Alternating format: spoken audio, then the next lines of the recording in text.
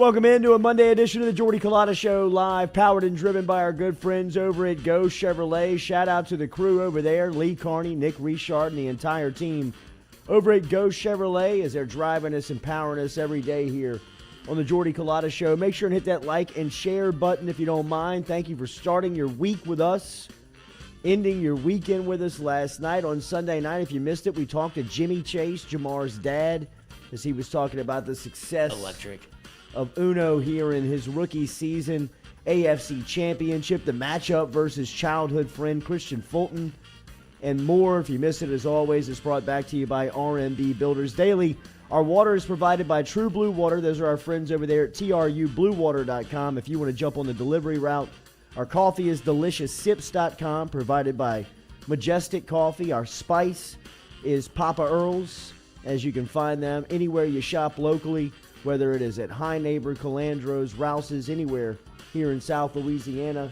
And, of course, Metropolitan Health Group, our phone line sponsor, who today will feature Billy Embody at 8:30 this morning, as Embody will come in and recap the recruiting weekend. It was a big one for LSU as they had a lot of guys on campus. We'll talk to Embody, how LSU comes down the stretch here in recruiting. And at 8 a.m. this morning, we will talk to Jimmy Burrow, the father of Joe Burrow, who in just his second season, Burrow is taking the Cincinnati Bengals to the AFC Championship game. Burrow is now the first quarterback taken number one overall to lead his franchise to a conference championship game in year one or year two. Burrow making history already before the weekend. Cincinnati will have a chance to stamp their ticket to the Super Bowl. They figured it out last night. They're going to Kansas City as Patrick Mahomes and Josh Allen were squared off in an epic battle at Arrowhead. Lloyd and I were watching the last bit of regulation with you here on our Sunday Night Live show, and we watched the overtime here at the Noodle. It was an incredible back and forth between Allen, Mahomes, and the Bills and the Chiefs, and the Chiefs were the last one standing. The quarterback play this weekend, we're going to talk about it on an NFL level. We've got a lot to get to. Kim Mulkey and the Lady Tigers fall for the first time in a while. They fall on the road in Gainesville as Coach Mulkey and the crew return home. They'll be in Arkansas on Thursday night. No sense to panic. LSU men's drops their third straight as they fall on the road to Tennessee. No Xavier Pinson. Days was banged up a little bit, but LSU was beaten on Saturday by touch that camera on Saturday later dude, by Tennessee as the Volunteers took care of LSU, and we will talk all about that. Sense to panic? I don't think so. Still, I know that people out there are really close to either hitting the panic button or have stomped on the panic button up until this point. I still think LSU can get this thing right. There's still a lot of basketball left to play.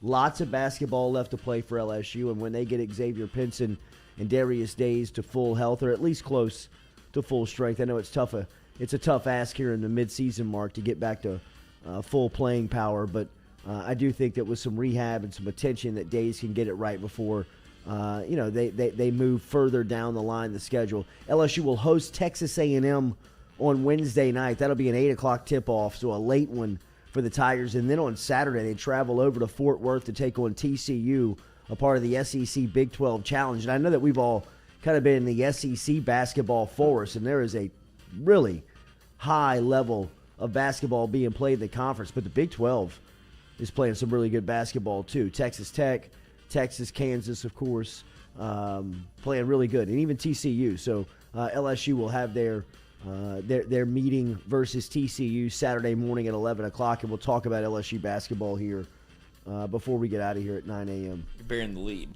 with the Carpool Queen. Is she coming in at 8 a.m.? She's going to be here at 8 o'clock. Or is she still doing a little police work? No, she is.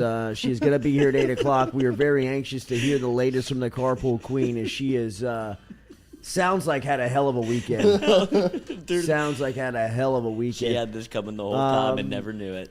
This was kind of an easy call, though. Absolutely. I think for the outsiders. Yeah, I mean, if you put a number on it, it was like minus 250 that Absolutely. This was coming this soon. This was a very, very easy call to have high schoolers over and have the police show up at some point. I think that we got a report that Henry the Goat was being ridden around the party very early. Which is aggressive. If you know Yes. Henry the Oh Goat, my that's a bold move. Right. And then you saw David give him a little clip, and I was like, "What? That's not the goat that I know. I feed him over the fence, dude. I don't even get in there. Yeah. This guy's riding him around town." Yeah, it's going to be interesting to hear Katie's weekend wrapped up here at the in the 8 o'clock hour because it sounds like she had a hell of a weekend. Apologies everywhere. So many gift baskets she's going to send out. Not as good of a weekend as Burrow, Bengal fans, and the AFC Championship game being featuring the Cincinnati Bengals is incredible to say out loud. Joe Burrow, Cincinnati, Jamar Chase go into Tennessee over the weekend and defeat the Titans. They do it in overtime off the right leg of rookie McPherson, the field goal kicker who Burrow told like a Burrow-esque story about the guy after the game where he's like squaring up this game winner, takes a practice swing, stretches, like pushes his hips out, and says, "All right, boys, I guess we're going to the AFC Championship game." Get ready. I mean, like, that was unbelievable. A great story from the point of view of Joe Burrow. And we're going to talk to Jimmy Burrow coming up here at 8 a.m. But, I mean, my goodness, man. How good can the Joe Burrow book be? Right? I mean, how many times are we going to watch the movie? I mean, the Hollywood script that this guy is writing that we are watching real time it's amazing. It's unbelievable. To see what he has done to this city, the franchise, and to the the overall faith of football in that region, man. As we will talk to Jimmy coming up here in a couple of at 8 a.m. But I mean, it is amazing to watch the impact that Joe Burrow has had on each stop that he has made in his football life, whether it's Athens High School, even Ohio State, to the relationships that he still has from the time in the locker room that he spent there, obviously the impact that he's made in Baton Rouge and LSU, and to see in such a short time the belief and the direction that the Cincinnati Bengals are heading in.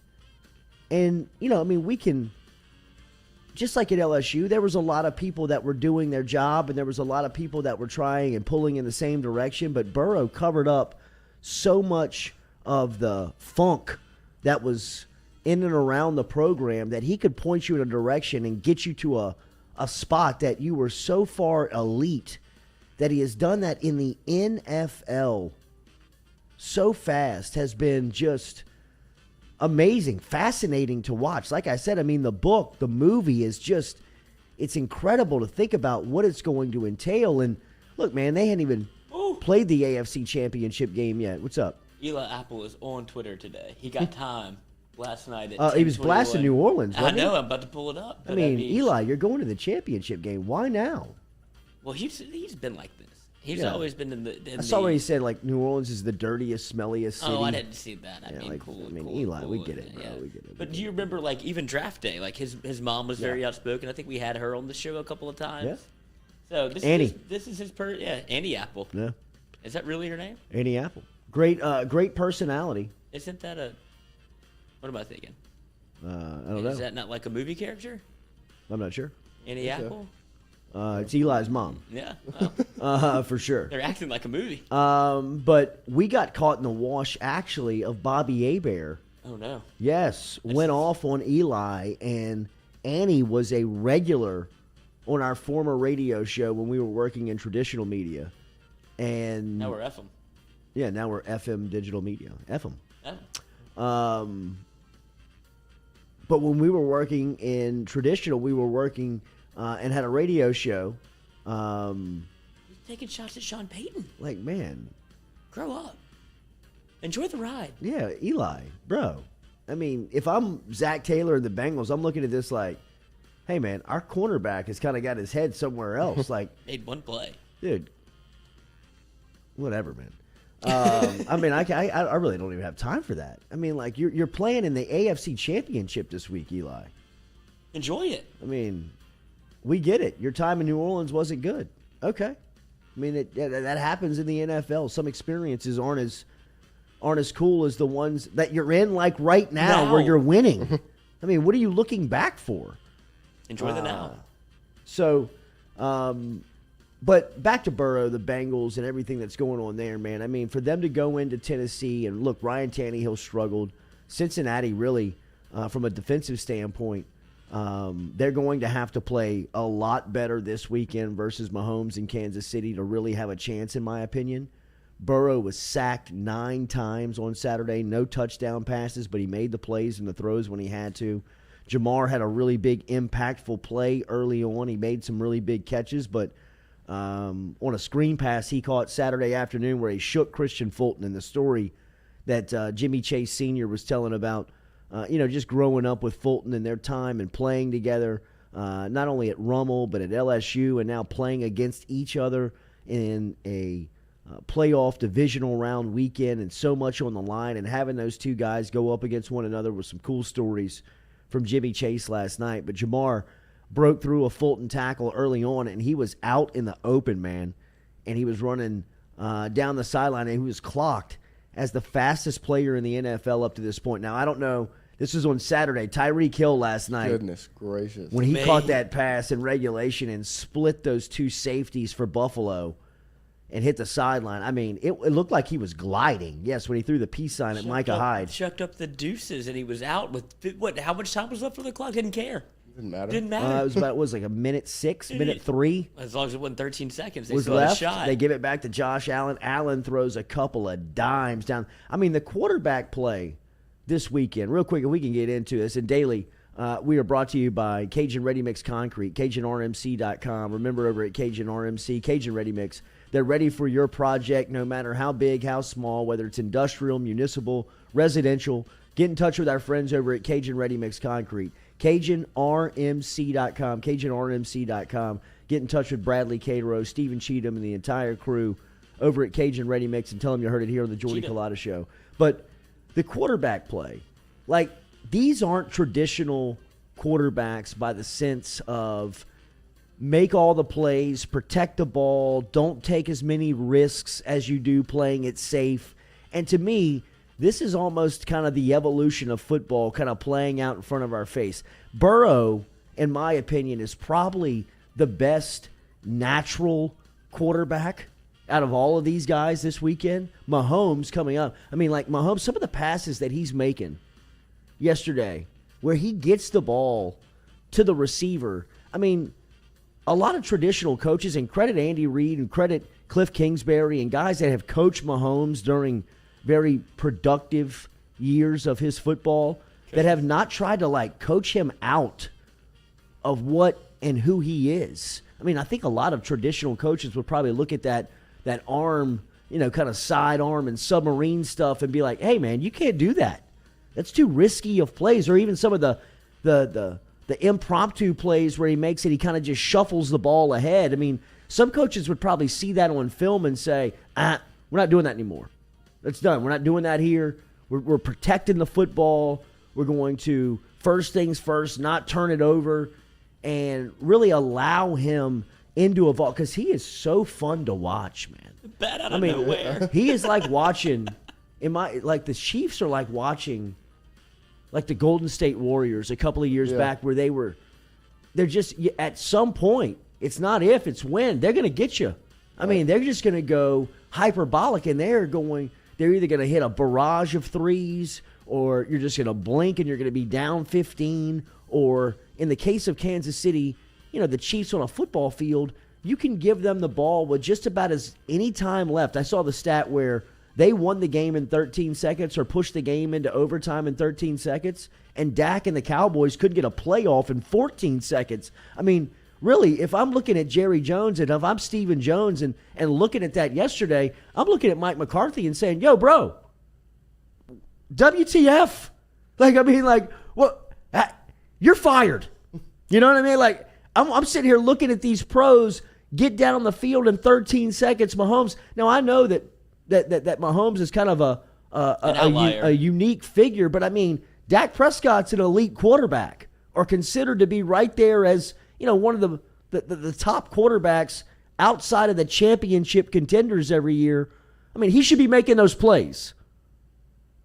And to see the way that Kansas City forced that game into overtime, we can debate the OT rules of NFL versus college, where Josh Allen doesn't get a chance to touch it in the fifth period. But, that's the rules that you're playing. It's kind of like the NIL stuff that we talk about. I mean, we can debate it, but, at the end of it, Texas A&M's playing by the rules that are in place. Kansas City just went out there and played the game as the rules are written, and they didn't allow Buffalo to get the ball back. But it was a phenomenal weekend of football, highlighted by that last game last night of Kansas City and Buffalo, of an epic postseason game. I'm not here to say best, greatest, but Maybe. People will talk about that game for a long time. That pass that Josh Allen threw down the field to Gabriel Davis straight down the seam. Who? Was it Gabriel Davis? Exactly. Yeah, exactly. I was just making sure. I wanted to make sure I got it right because, I don't know. Was that it? 4. 4 touchdowns. Not only that, the block on the first touchdown of the game where he freed Allen up was like that. If he doesn't make another play the rest of the day, Right.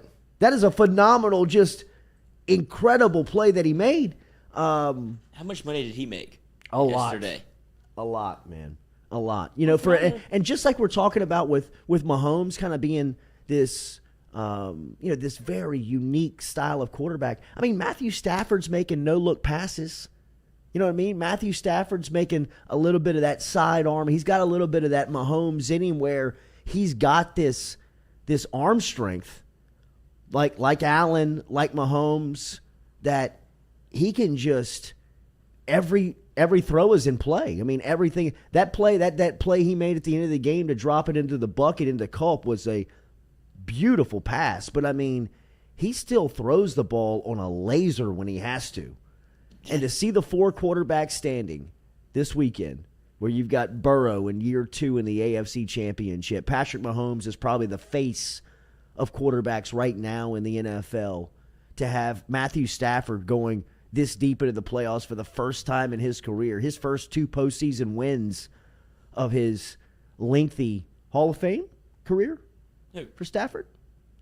I think this is what he needed to do. Yeah. This was a legacy game. This is a Hall of Fame run right here for him. This is the Hall of Fame run. If he wins the Super Bowl this year, absolutely. Yeah. I think. And Jimmy G. Q is the 4th quarterback dagger that is standing on championship weekend of the NFL playoffs, where you've got Stafford versus Garoppolo, the beautiful Italian rocking the silver and black right now. Versus the Highland the Park crystal High eyes. Kid. Rocking up to Robbie Gould. F the Packers. You're an effing legend, bro. I love Jimmy G, bro. Went home to his 2 porn star girlfriends. Oh, goodness. A lot of ponytails. Shares the bed with a couple of porn stars. Not even a storyline that even people chase, dude. Jimmy GQ. Who's going to be surprised in 2 weeks? When he's in New Orleans? When GQ is holding the Super Bowl trophy, the Lombardi, hoisting it above names like Burrow, Rodgers. What is this Stafford. talk? What are you doing right now? You're just waving the flag? I'm just telling you. Because I was going to ask you if you could power rank the quarterbacks that are in the playoffs. I would have said Burrow second, but you're going to talk to Jimmy's. I've got Jimmy fourth. I've got Jimmy fourth. I've got Jimmy Garoppolo fourth. Well, it sounds like you have him power first. Structure, but I'm just saying I'm not going to be surprised. And the Paisan is the last one standing. The Rocky Balboa of the crew. You're going to have to swab test that Super Bowl trophy when it's gone. This is Rocky 1 for Garoppolo, where he's going up against Apollo Creed. He's going up against the Russian. He's going up against Mr. T. He's going up against – this is almost like a – It's all of the Rockies. It's all of the Rockies. It's like a best of. And you've got Rocky in his prime as Garoppolo as the guy who's the butcher working in the meat shop, punching meat every day. I don't think he's beating his own meat, dude. I think he's got not. That part taken care of. He is not. He's definitely got fluffers, for sure. For sure. But as far as the quarterback ranking goes, it's Mahomes 1. It's Mahomes 1. I'd take Burrow. I'd go Burrow, too. And we're not biased. We just know. Because none of this is surprising, right? Like it seems like it's coming early for Garoppolo, but for Burrow, it seems like we didn't know that they would be this good this fast. Right. But we knew what we knew what Burrow was capable of, and this Yeah. is not shocking if you were an LSU fan or a fan of It's Joe Burrow. not real shocking, but it is surprising to see him alive quickly. in year 2 playing in the AFC AFC Championship game and with a chance. Real I mean, chance. like they beat this team full strength week 17 of the regular season. So I mean, This feels not like a only different that, Chiefs team. it does. It does. And as I learned in 5th grade basketball this weekend, it's tough to beat a team twice At the same in spot. a short turnaround. What happened? Not enough scouting? Or did they start scouting too? Well, yeah, their scouting report came to light. Mm. Good scouting report. Gotta tip your hat. We were well scouted. Yeah, it was. I shook the other coach's hand with like 2 seconds left on the clock. You know, good game. Just kind of get out Nate of Oates here. moment? Yeah. Nate Oates, Will Wade? Already. Jimmy G's going to win the Super Bowl and lose his job? Probably so. That would be unbelievable. Probably so. But what a way to go out. Super Bowl champ. He might not come back. He wouldn't care. He's what one throw away from being a Super Bowl champion already to Emmanuel Sanders, a little long with Kyle Shanahan. But, I mean, that might be the story also is the coaching job that these guys do. You saw what big ol' Andy Reid said to Mahomes before with 13 seconds left on the clock. He goes, when times are grim, be the Grim Reaper. And Mahomes was exactly that. There's a lot of debate about whether they should have squib kicked it to just take time off the clock as opposed to give up field position if you're the Bills. And I think it doesn't matter. Yeah. I mean, I think if they get the squib kick and you leave them 8 seconds, He still makes the play. At the they 45, on you the still get it to 45, still Tyreek. gonna do He it. still makes the Yeah. play. Well, I mean, the play that set him up was the seam route to Kelsey. Why were they not covering all the people you should be covering? Yeah, the In the every throws game. were 10 and 87. I don't know if you can. And then Cooper Kupp. Like where do you think Stafford's going? He's going to I mean, Sean Corn, that his was- breakfast buddy. That was incredible to have him one-on-one With a in safety. that With a moment. safety. With a safety. In that moment. Like, how does that happen on an NFL field? Raheem Morris was getting NFL head coaching looks, and now he probably is not just because of one I moment. still think he will. Because they played, that defense played over their skis a lot. Now, that one moment is glaring, obviously, but, I mean, But it's Raheem the Dennis Morris Allen deserves effect. He's been a head coach possibly. before. He's been a head coach before. Then you see what can happen. You know, with you have some people are very well suited for the role that they're in, and I feel like that might be a Raheem Morris, a Dennis Allen, where it's like just go be a defensive coordinator. You're great at it, but moments like that, GMs will remember forever. Like when you give up, you can't give up that seam route to Cooper Kupp. Who do you think he's looking for? And you go 0. Leave him wide open, and Matt Stafford drops a dime. Dime. I mean, he couldn't have handed it to him any better than that. I mean, he put it like right. He would have had to try and catch it. Look at the 4 coaches that are left this weekend. I mean, Cream really does rise to the top. I think Zach Taylor's the outlier on this. Zach Taylor's the outlier, but I mean, he may have the best quarterback. Joey, So, how I mean- much can you do for other people? Seriously. Lifetime contract for old Eric Taylor. I mean, think about the people that he has gotten paid and that he has made careers for. I mean, whether it's Ogeron, whether it's Zach Taylor, whether it's general manager for the Cincinnati Bengals, Jimmy Chase. I Jimmy mean, Burrow. Jamar Chase. It is Joe Brady. I mean, look at the after effect of Joe Brady without Joe Burrow. Where does he end up? Brady? Back to the Saints? I don't know if there's too much between him and Peyton now from an ego standpoint that Peyton just says, you thought you could fly the plane, huh? See if you can't get it off the ground now since you crashed it. It's Sully. I don't know. That's a good question. Wide receivers coach somewhere? Maybe. I don't think he's an OC again. Immediately. I mean, I kind of like to see him in Cincy. I don't know if Zach Taylor would do that. So he's too hot to touch if you're Zach Taylor, but too forgotten if you're New Orleans. Yeah, he's in the middle, man. LSU's always there. But I think that Cincinnati and New Orleans would be the scale, right? Yeah. Like I think that New Orleans and Cincinnati would be each end of the spectrum. Now, he's a bright enough and smart enough coach where there's got to be some interest and some intrigue on bringing him into somebody's coaching room. But I don't see Sean Payton doing it, nor do I think that Zach Taylor would do himself any favors by bringing Brady in. I mean, that's kind of like bringing in an ex and just kind of letting them hang out. You know what I mean? Like, I mean, they might catch a spark. About him. Yes. They might catch a spark, man. I mean, you know, like you leave the building one weekend, next thing you know, you come back and they're holding together, hands, yeah. walking up and down the halls, like they're just bold about it. What about Alabama? Nick Saban. No, don't you say. don't think Nick Saban would pull the trigger on him? No, don't do that. This is Monday. It's early. Jesus, we're still riding the Joe Burrow train. I saw Saban, Bill O'Brien, and Trey Pete Burton Golding walked into a bar. And Pete Golding were at Newman High School on Friday night watching Arch play. So Bill O'Brien still has his offensive coordinator job at Alabama. I think that is those days may be numbered. I think he's going to be high on some staff lists. No, not for a head coach. No, just high on some what? But I mean, you saw the meme of him in the booth, so it seems like his days are numbered at Alabama. Like whenever he did the Ed Orgeron, he pulled his hair out in the booth, and he was up there because he was hiding from Nick Saban. He didn't want to be on the field with him. You can't be a grown man and get talked down to like that. So he ran up to the booth. But if they bring in Joe Brady to Alabama, that would be the ultimate. Oh yeah, stick it to him. Real knife in the ribs. Yeah. Oof. Speaking of Alabama, they pick up Jermaine Burton, the wide receiver out of the transfer portal from the University of Georgia. This was a big name that people were watching. Obviously, Cortez Hankton, who was hired at LSU, the former wide receivers and passing game coordinator over at the University of Georgia, was able to flip the commitment from Burton of LSU to Georgia on signing day.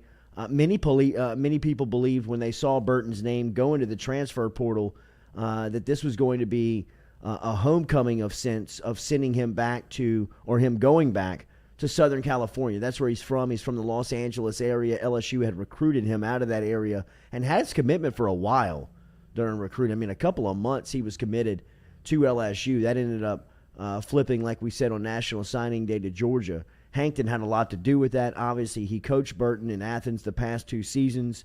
Burton's kind of been on a roller coaster ride as far as his efficiency has gone, but over the championship run for Georgia, he was a playmaker for them, very much so. In fact, he had a really big game in the Orange Bowl versus Michigan and made a couple of big catches versus Alabama in the national championship game. Now he has pledged his commitment to the Tide as that wide receiver room over there at Alabama gets a little bit better as they welcome in Jermaine Burton. I don't know how much LSU was in on him, and I'm not making excuses. I'd imagine that they probably had some conversations with him, but I mean, as we've talked about with this LSU football roster, there's a couple of position groups that you really, really feel comfortable about. After the work that LSU did in the transfer portal by bringing in guys like Mingo from Missouri on the defensive line. I mean, you look at some of the depth that they were able to pack. Allie Gay announced last week that he was coming back on that defensive line. I mean, that defensive line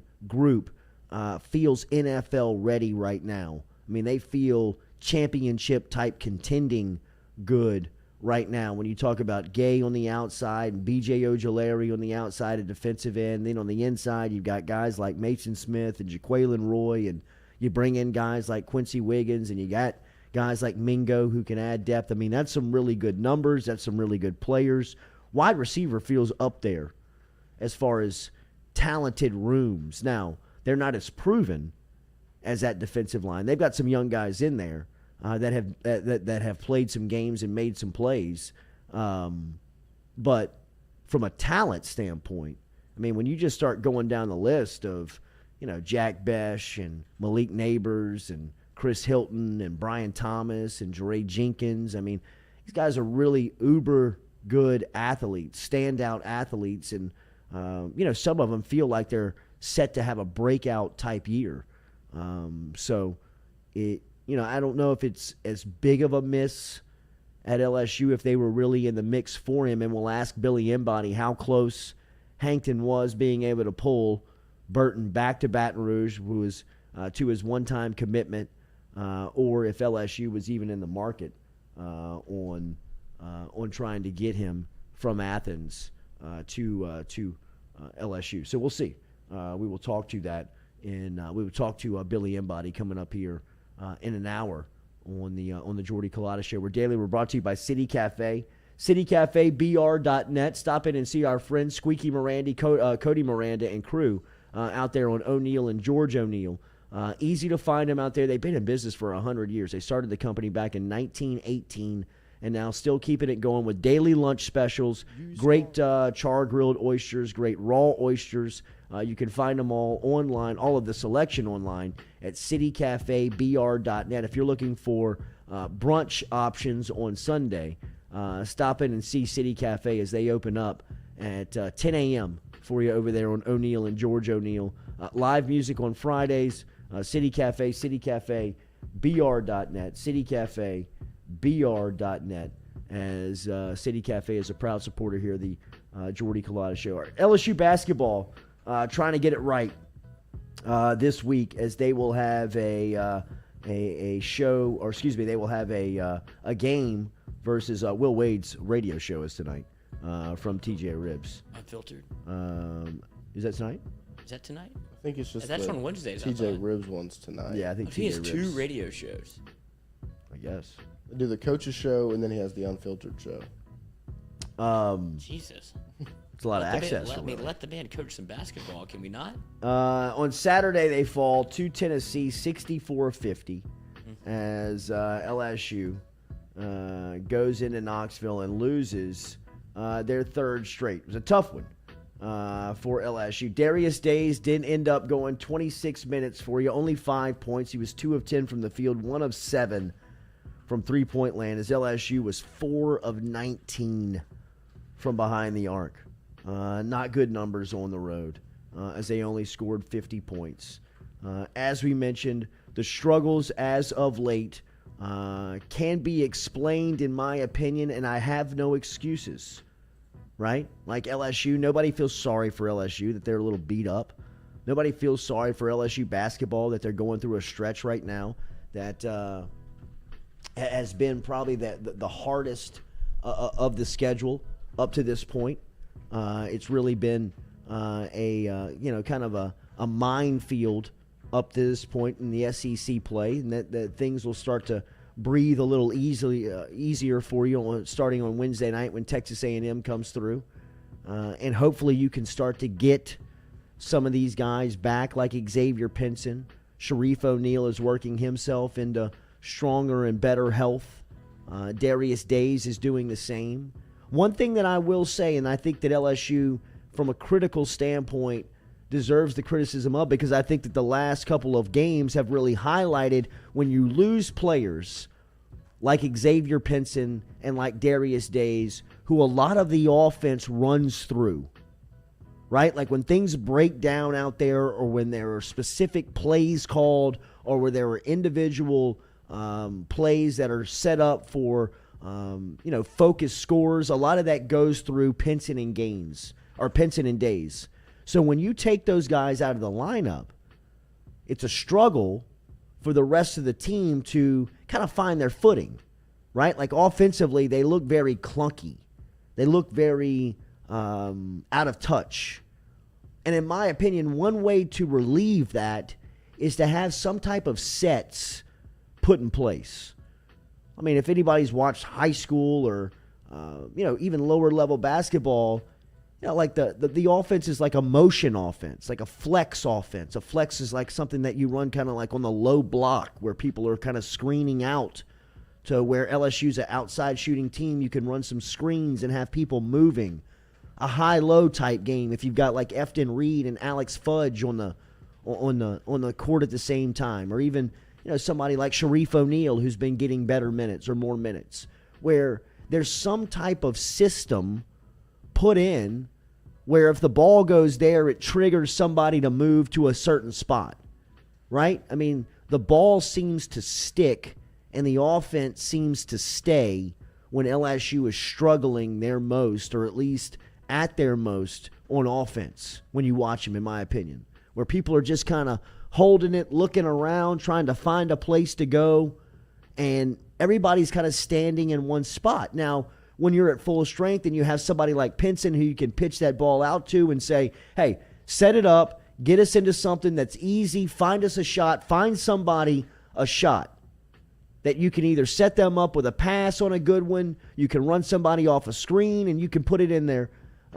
wheelhouse to where they can step into one, or you just don't turn it over. But even when Pinson and the crew's out there at full strength, You still need some type of system and scheme where the game may get tight, where you need to work some clock, where you need to get a layup or a good shot. Sometimes that's not going to happen in the pick and pop, pick and roll type situation. And the pick and roll is very prevalent, popular in the NBA. And the reason why it is because of the talent. Because you've got guys like, we used the example last night, and I think it's as good a one as you can find in the NBA, but like Drew Holiday and Giannis Antetokounmpo. Or if you go to the New Jersey Nets and James Harden and Kevin Durant. I mean, those are the types of names. LeBron James, Anthony Davis, when Davis is on the floor.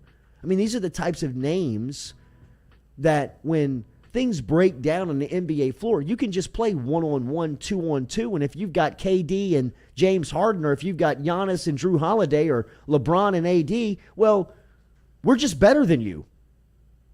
At the college level, sometimes you can get into those scenarios, but you can't count on that every single night, especially where the schedule is now, where you're playing teams like Kentucky and Alabama and Tennessee who've got high-end elite players, just like LSU does. And when that ball sticks on offense and there's no movement, there's no passing, there's no cutting, to me that can be relieved with some very elementary style scheme and principles of basketball, where a motion offense, a flex style offense, a high-low type offense, things that you're running in elementary school, but still work at every level when offense breaks down, because it's based on the principles of passing and cutting, moving. And LSU becomes very stagnant when they struggle. It's crazy to think that they only scored 50 points, but I mean, it's obvious that this Adam Miller storyline from the earlier this season, one that you tried to work your way through in the non-conference and even through early in conference play, these are the types of scenarios and situations where Miller would stand out, where he could cover up some of the things on offense where you just can't get going. The ball can't find a spot where it either has an open jump shot or a driving lane to get to the rim, because there's no movement, the ball's not being passed crisp, there's no screens being set. Everybody's just kind of standing, watching, and waiting for somebody to make a play. And in basketball, that can be a very lonely feeling for a team when you can't get a good shot or find a lane to get somewhere. And that's where LSU kind of feels like they are right now. And I do believe once you get Pinson and once you can get Days more healthy and stronger, that stuff will start to relieve itself. But all in all, I think that's what LSU battles a lot, where, I mean, the ball just kind of sticks. People just kind of stand around and watch. And it was the same case last year. It's just last year you got guys that can make the bail play. You out. And so this year you don't have those guys, which Pinson kind of was that, because he gets the ball back and he's like, all right, let's do something. Reset. Let's make something happen. You lose him, and so now you're just back to last year, but you don't have Cam Thomas, you don't have Javonte Smart, you don't have Trent Waffle, you don't have guys that can do the one-on-one thing.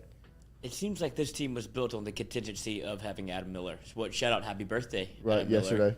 Happy birthday to the kid. But it seems like Will Wade kind of built this team knowing he would have Adam Miller, and now everybody around, like, to get Darius Days back was going to be huge, because he was going to be your PJ Tucker. He's going to be the guy you could drive, kick, go to the corner, and he's always there. And he can do some dirty work. He can do some defensive rebounds. Doesn't have to be the first option. Exactly, but now he's forced into that role, and that's where LSU has become like a little bit gross offensively, because Will Wade came on this show and said, if you can't get it out of your hands in 2.5 seconds, we don't want you. And that's how frustrated he was. I mean, you saw him he was laying against the scorer's table. There's no real quick fix to this offense except for getting Xavier Pinson back and hoping Brandon Murray or somebody can step up and take the scoring role. So what LSU basketball kind of is what it is. Like, they're going to play fantastic defense, hopefully get a lot of, force some easy turnovers and get an easy bucket. But if they're going to have to keep battling the foul trouble, it's almost going to be impossible for them to score points the way that you need to when it comes tournament time. Randy Landwell, the godfather of the show, says it's half-court offense, Jordy. They have none of that. He needs an offensive coach. They need moving screens. I agree. I mean, they need to set screens, move the ball. And like I said, I mean, this is very basic stuff. And I'm not saying that LSU is above this or LSU is too talented for this. They need something for when the game gets in these moments where they have no movement, they're in turnover, they're playing with where they're turning the ball over and they can't get open shots. One way to relieve that is simply just pull it out, set up in the half court, and run a simple type of motion, flex, ball screen type offense where people are moving and people are cutting and the ball is moving.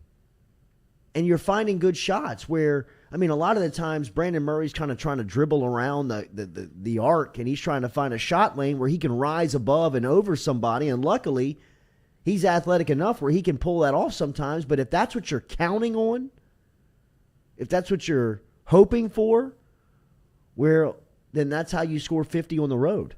I mean, where you don't have your quarterback. I mean, Xavier Pinson is their quarterback. He's the guy that gets them in sets. He's the guy that tells them what to run. He's the guy that knows where everybody's supposed to be. He's the guy that can make good passes to make other people look good. Where he can set you up on a pass and just run you right into a catch and shot. Or he can throw a one up to the rim and you can catch it on a lob and dunk it. Or he can set you up on a three-pointer off of a screen where you can just catch easy, get up off the ground and elevate and drain it. I mean, it's the simple things like that LSU's missing right now. And I'm not banging on Gaines because I do believe that Gaines, O'Neal, Murray, Reed, all these guys that are struggling right now are really getting good minutes. Fudge, that are going to translate later in the season in March, February, and that late February push, early March push where they're going to be better for going through this right now. They're getting their ass kicked. You know, I mean, sometimes, most of the time, when you're young in sports and you are going through new things, that happens to you. I mean, and when you don't have your leader and you don't have your guys that you can count on, and I think Days is going to get back right closer to full health, and I think Pinson's going to be good to go here against Texas A&M. That's really going to relieve a lot of the struggle, in my opinion, that you see from LSU basketball. I'm not panicking. I'm not close to panicking. I understand that people are panicking, and I hear that people say that, you know, Will Wade's being exposed, and that, come on. I mean, if you're gonna grade the LSU basketball team, you got to be fair on your analysis in saying they're not at full strength and they're without their quarterback. They're without the guy that can set them up. And maybe recruiting from a sense of not having that backup point guard is a fair point of criticism, but Eric Gaines, he's just not there yet where he can be the guy every single night. He's played good in stretches. It's been ebbs and flows, but he hasn't consistently given you the guy that can protect the ball, set up good shots, and, you know, even take good shots himself. So when that happens, I think LSU is going to be okay. And I still think that there's enough time left in the season. There's enough basketball left to be played where they can figure it out and they can make a run with this team. I think this team can still be competitive deep into March once they get themselves right. I really do. But my offensive criticism would be that, you know, I mean, just the simple, basic elements of offensive basketball where, you know, you pass, cut, move without the ball, and try and find lanes that you can find the best jump shot and or, you know, drive lane to get to the rim. They just don't do that. They don't move like that. They don't cut like that. They don't screen like that. They do a lot of pick and roll, a lot of 2-on-2, a lot of 1-on-1 style of playing, which, hey man, has worked. But with this specific team, especially where their health status is right now, they don't have that dude that you can just say, hey, 1-on-1, beat your guy. You're better than him, and we're counting on you to get the best shot. They don't have Trendon Watford, you know, where you could say, hey, Trendon, go get us 25. We're going to need you to get 30 tonight. They just, Tremont Waters, Cam Thomas. Yeah. I mean, those are the guys that have been here that could bail you out of these situations. They just ain't got that guy right now. Does it turn into Tari Eason into the starting lineup? And then I mean, hopefully, if Sharif can Tari play, gets a career high every time out. Every time, like yeah, and he was in the starter's role. and he was able to get a career high. Like the last 2 times out, whenever he's been in the lineup like that, like I understand what they wanted to do with him coming off the bench because it's the LeBron James on the free throw line when you see Kawhi Leonard, he goes, oh, fuck.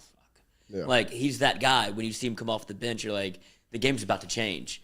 But LSU might be in a spot where they need him to be a starter. Yeah. And if you can get Sharif right and let him, I think they're doing minutes restriction on him, obviously, to keep him for, because right now is not the time where you have to push the panic button.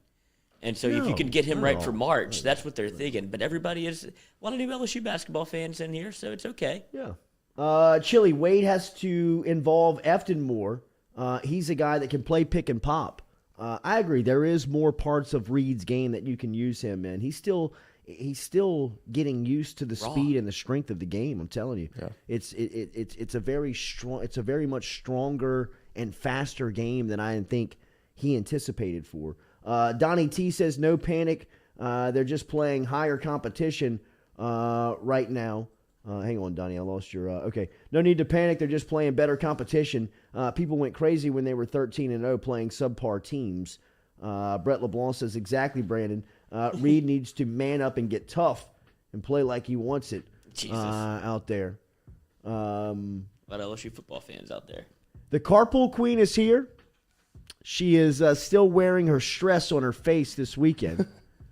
Her text at one point came through and said, need help. Just help. I don't know if she needed a lifeline, a lifesaver, if she was kind of floating off in the sea from the cruise ship, just saying, I'm trying to skate out of here with hundreds of teenagers. Hundreds. And hundreds. Riding goats, pulling up into the cars by the carloads. The truckload. I'd imagine that the police were looking for booze and narcotics. We'll get the total story when the Carpool Queen gets here. It's not always the best play to be the cool mom. Sometimes it's a hard life. Lily has lived it. Sometimes if you need an ear to bend, talk to Lily Courtney. Sometimes it'll burn you. Sometimes it'll burn you. Feel like the Carpool Queen learned a very good lesson this weekend. We will learn and get the evaluation of those lessons. Yeah, the secret's out. Secret's out. Coolest house on the block. Jimmy Burrow will be here, the cool dad. Jimmy from the block. Jimmy will be here at 8 a.m. We're going to talk recruiting with Billy Embody. It was a huge recruiting weekend for Frank Wilson, LSU football, and the crew. So we will talk to Embody coming up in here at 8:30. If you got any recruiting questions, jump inside of the Bunker chat app. Hashtag Ask Bill, and we will ask Billy Embody coming up here at 8:30 this morning. The Carpool Queen is here. The content that you have been waiting for on this Monday morning, an explanation of the house party over there in the high rent district when we get back here on the Culotta Show, driven and powered by Go Chevrolet. Elise are wondering how you got to go. Do you have papers for this? Jesus, y'all.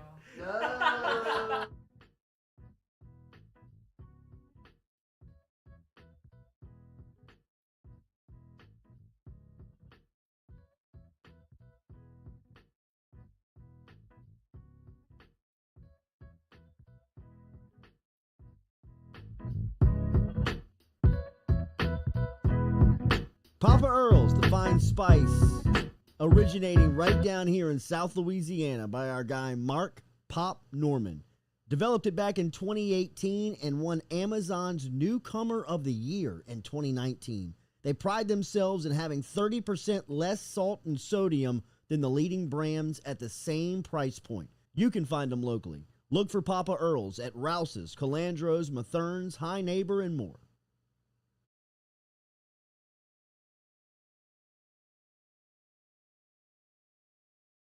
Do you have questions about your finances? Are you looking for recommendations from a skilled financial advisor? Get in touch with our friend Daniel Newman over at Edward Jones. You can find him easily by logging online and shooting him an email at daniel.newman@edwardjones.com. That is daniel.newman@edwardjones.com. Whether it is help with your 401k or just fiscal advice heading into the new season, get in touch with Daniel today.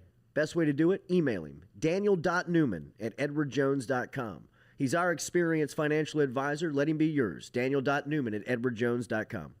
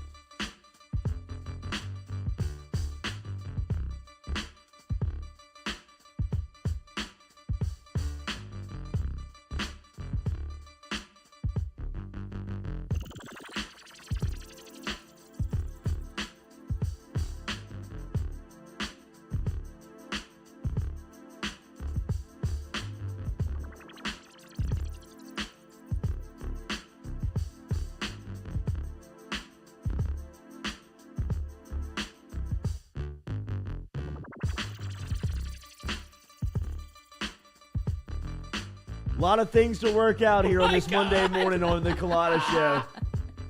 Welcome Just in. when you think it couldn't get worse over at the Alagood, Sunday hit. We're not going to discuss that. Yes. But we will discuss We Friday. will leave Sunday here for the show. We Wow. will discuss Friday. Okay, Friday night. Katie, take me to it. I thought it was a bad idea last week when you were talking about No, throwing the party. Jordy, I did. you know that I've had several parties I this know, year alone I at know, our but I house, thought that freshman This parties. was probably going to be the one that, I mean, you were playing with a lot of fire. I thought I was You doing were the playing same with thing a I lot always of do. You were fire. teetering, you were striking teetering. a lot Here's of the matches kicker for and this throwing one. into the hay here. At some Usually- point, it's going to catch. Usually the kids are like, yeah, come on. Like, they don't like turn people away. It's on Snapchat, and they're like, yeah, come on, it's fine. This time they put invite only. Literally, they were turning people away via text and invite. That's how it happens. That is how it happens. That's how it I happens in guess. high school. They You're said telling we me couldn't I go. can't go? They said we couldn't go. Exactly. Load up. This was supposed to be a freshman party. All of a sudden, I mean, and this is how dumb it is. This happened so early, like 8:30.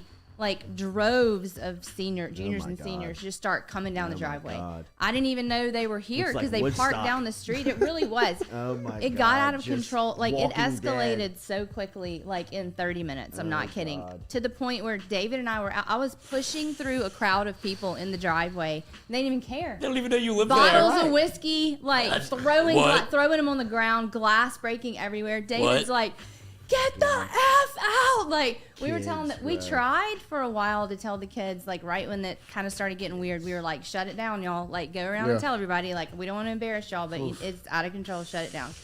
The kids were upset, like they were scared. They like all of their friends were coming into me like, "We don't understand why all these seniors are here. Why would they want to be at a freshman party?" Because we've got no rules. No. She's the cool mom. Let She's me, on the let Culotta me show. preface this. There are rules. My rules are, I know that y'all are drinking. I'm not an idiot. I see you coming in with a backpack. Do not do this in front of me. Do not let me see you making a drink or anything like that. Like that. Those are my rules. Y'all, I mean, when the blue lights came, if y'all could have seen it, David was outside. Wait, was it like ants scattering? Oh, Yeah. y'all. Nothing over better than the our- high school run away from the jumping cops. fences, y'all know my backyard. That's Jumping the awesome. fences That's into like neighbors' yards, Sure. and then they couldn't Absolutely. escape those yards. Oh, God. They jumped into like a gated street behind us. Oh, Like They're in Alcatraz. They don't even know it. they couldn't escape. These people are rich as hell. They could There's not gates escape. everywhere. Golf cart. There were a couple of golf carts, and one of them like flipped over into the ditch trying to escape. And the cops told us they just sat there laughing at that. 6 cop cars at our Wait, house. this isn't your golf cart. No, I don't okay. have a golf cart. Yeah, This okay. was some neighborhood kid. 6 cop Rich cars. kid a couple of at blocks our over. house. Yes, Yeah. yes. And the cops That didn't downtown. understand what was going on was the problem. At first they thought, well, we're out of town. Then they No, saw no. Dave. I'm the parent. That's the problem. I'm like, we're parents. Why don't you know this? Then they see David in the driveway, like pushing these guys, like Firing a towards gun into the air. front. I mean, I'm surprised our neighbor didn't. I should have called Kevin LeBlanc. I was about to call Yeah, Kevin don't do LeBlanc. that. He'd be in jail. He would be in jail. Yeah, for sure. He would be in jail. But Well, Heather said I thought should've David called was him. going to go back Yeah. to high school football mode and I start did just too. getting 3-point stance. And I like, did you too. guys want to go bull in the ring? I'll do it. Yeah, Because like I was scared of David. I couldn't I was imagine. scared for him and of him. Yeah. Well, he's the type of personality that once it flips, Yeah. it's heads over. up. Yeah, Heads game, up. 'Cause game he's time. Mr. Nice Guy. Yeah, Yeah. he Right? told me. He told me it was Right. coming. He's like, "This is it," and he goes outside. Y'all, I go in our kitchen. They're all in there openly drinking. These Oh, God. big kids that I'd never seen Big in kids. the kitchen. Bats. Seniors, and I said, "Get out! Hey, Get kid. outside!" It's the same bat that Todd Walker swung in '92. I wish I would have had it. The blue lights come, they scatter. I mean, it was absolute. When I tell y'all, I've never seen anything Mayhem. like it in our neighborhood. Give me a number. How many kids? There's no way for me to tell you. Like I couldn't push through the people in our driveway. 5 to It was- 800? No, not that big. No. 3 to That 5? big. She thought it. No, probably 150 a to couple 3? 100. Yeah. Yeah, something like that. I mean, Ants. all our kids Ants. went straight upstairs to the playroom, like crying and hiding, Sure, like thinking absolutely. the police were going to come up there. So the police come in, and I said, "I think y'all are. There's a misunderstanding. Our children are in 8th and 9th grade. We don't even have seniors. This was crashed by a party from down the street. Please understand, like, we did not condone this." And so finally they started like getting it, and they started laughing with us. But I mean, y'all, I was just What was the cleanup absolutely- like? Oof. The cleanup, shockingly, a lot of the kids started, it was probably 3 garbage cans full of cans and bottles that like 9th and 10th graders started cleaning up as the cops were there. Like they stayed in the back and started cleaning up. It was actually Put your really hands cool. on the evidence. Some of Cigarettes everywhere?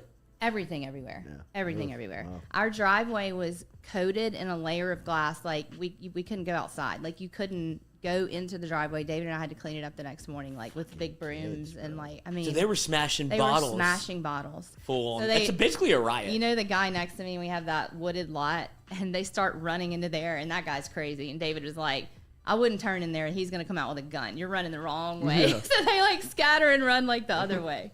Don't go to that neighbor's house because he's got a gun mean, too. It was insane. What's And the it was over by 10. Like it was over by 10 o'clock. Everybody That's was cleared crazy. out. That's how quickly it 8:30 happened. to 10. Yes. I mean, it wasn't supposed to be Right, over right, by right, 10, right, right, obviously, right. but It's that's just crazy how that quickly all that it occurred happened. I know. that early.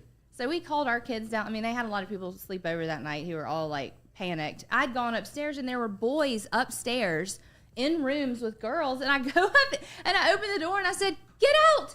And they looked at me like I was crazy. Like, who are you? And I was like, What school do you go to? Al, get downstairs. What are you doing? I mean, I couldn't even like believe that people. Get out. I couldn't even Get out. believe it. And poor Chad, Dr. Chad Spillers, he's probably listening. His kid was there. I think Dr. Spillers is actually at the door right now, ringing the doorbell, bringing us breakfast. Will you coming go check to it out, arrest Nick? me. Front Yes. door or back door? Katie, can I have a word with you, please? No, really. Thanks. His kid was there. He dropped her off, and he was like, "Y'all sure y'all are okay with this?" I was like, "We do this all the time. We've never had a problem. Like, it's easy. Come back and hang out with us later." Little did he know he's gonna roll up to like cop cars and his kid freaking out, like trying to get out of our house. Lesson learned? Lesson learned. What I did learn when another parent told me, you hire security. You have one entrance and exit, Ooh, front wow. door, Security would be a good wristbands, move. and a list. Security would be a hell of a move. There's ways around this, Because Katie. I don't want to not do it again. I mean, I don't want to not Sure. let the kids have people over because they like to do it and I like them to be there. So we're just going to have to find. When a did the workaround. party start? 7:30ish, When did it get out of hand? 8:30ish. Sundown. Wow. Started getting out of hand at 8. They started Sundown. coming like in droves at 8. Like it happened really quickly. David was unplugging the music and these guys would go plug it back in. And I thought, oh my God, y'all are about to get murdered. I wish they would have gotten full David. I mean, they were about to get murdered. Brooke Joffrey Young came by, sat with me, like sat with us, sat with the cops. deep breaths. Like, yeah, Take like deep sat breaths. there. And we all sat there and laughed about it. I mean, at 10 and called our kids downstairs and we're like, they had been crying. We're like, this is not y'all's fault. So it ended okay. It was just, geez. It was a lot, y'all. Because we've been there. The Courtneys Yeah. did this. We had General Courtney's last stand. And it Yes, you was did my tell me last that. high school party that I threw. Mom was the cool mom. Mm-hmm. And so we did this. My dad had his band on the patio. We were playing music. And then you look up and it was 50 people. And then there's 200 people. And then my parents are looking at me like, what have you done? It's like, Yeah. I didn't do this. I don't know what to do. There's I'm a likable guy. What do you mean to say? Yeah, the party's on, like, this is Facebook. This is what happens. This is Right. the news. Right. And there was computers missing, windows No. smashed, and we were just like, well, that was the last one. No. Sorry. But that's what happens. That's what happened. You're in this territory now. This is not going to be the last time it happens. I am in this territory now. I just have to learn how to control it. If we wouldn't have been home, our house would have been completely destroyed. my You need to gosh. move See, your that's what's gonna gate happen. up. Completely, yeah. That's what's going to Well, happen. we had the gate open. I was trying to Inviting. eliminate people coming through the house the whole Right, time. right, So right. that was the problem. The is gate's we- too far back. Yeah, we had the gate open. So they're, I mean, they just. I mean, they'd have climbed it. Banshees. They would have climbed it. They would Slip, have they climbed just it. slip through Yeah. a little crevice. I mean, we found so much alcohol, like Wait, what- in what- our yard, in corners, hidden, like all these places they hid it. David said he found one guy like this against the wall with a case of beer next to him, like just trying to hide, like he didn't see him. What was the Back there by Henry's premium pen. liquor? Or are we going? The boys drink Michelob Ultra. Every Oh. boy, remember how we had like the Beast? Save it up Now for the it's- spring. It's Ultra No Four Locos and out there? Malibu, vodka, Natural Light? all that. Natty. No Natty Light. I'm not a big beer guy. Wasn't in high Me school either. either. Same. Like the party ball and the kegs. Lots of twisted teas. Party ball. A lot of party balls and kegs being cracked right now in the city of Cincinnati. I can't imagine what it is like to be in the in Cincinnati. We talked to Jimmy Chase last night for our Sunday night show.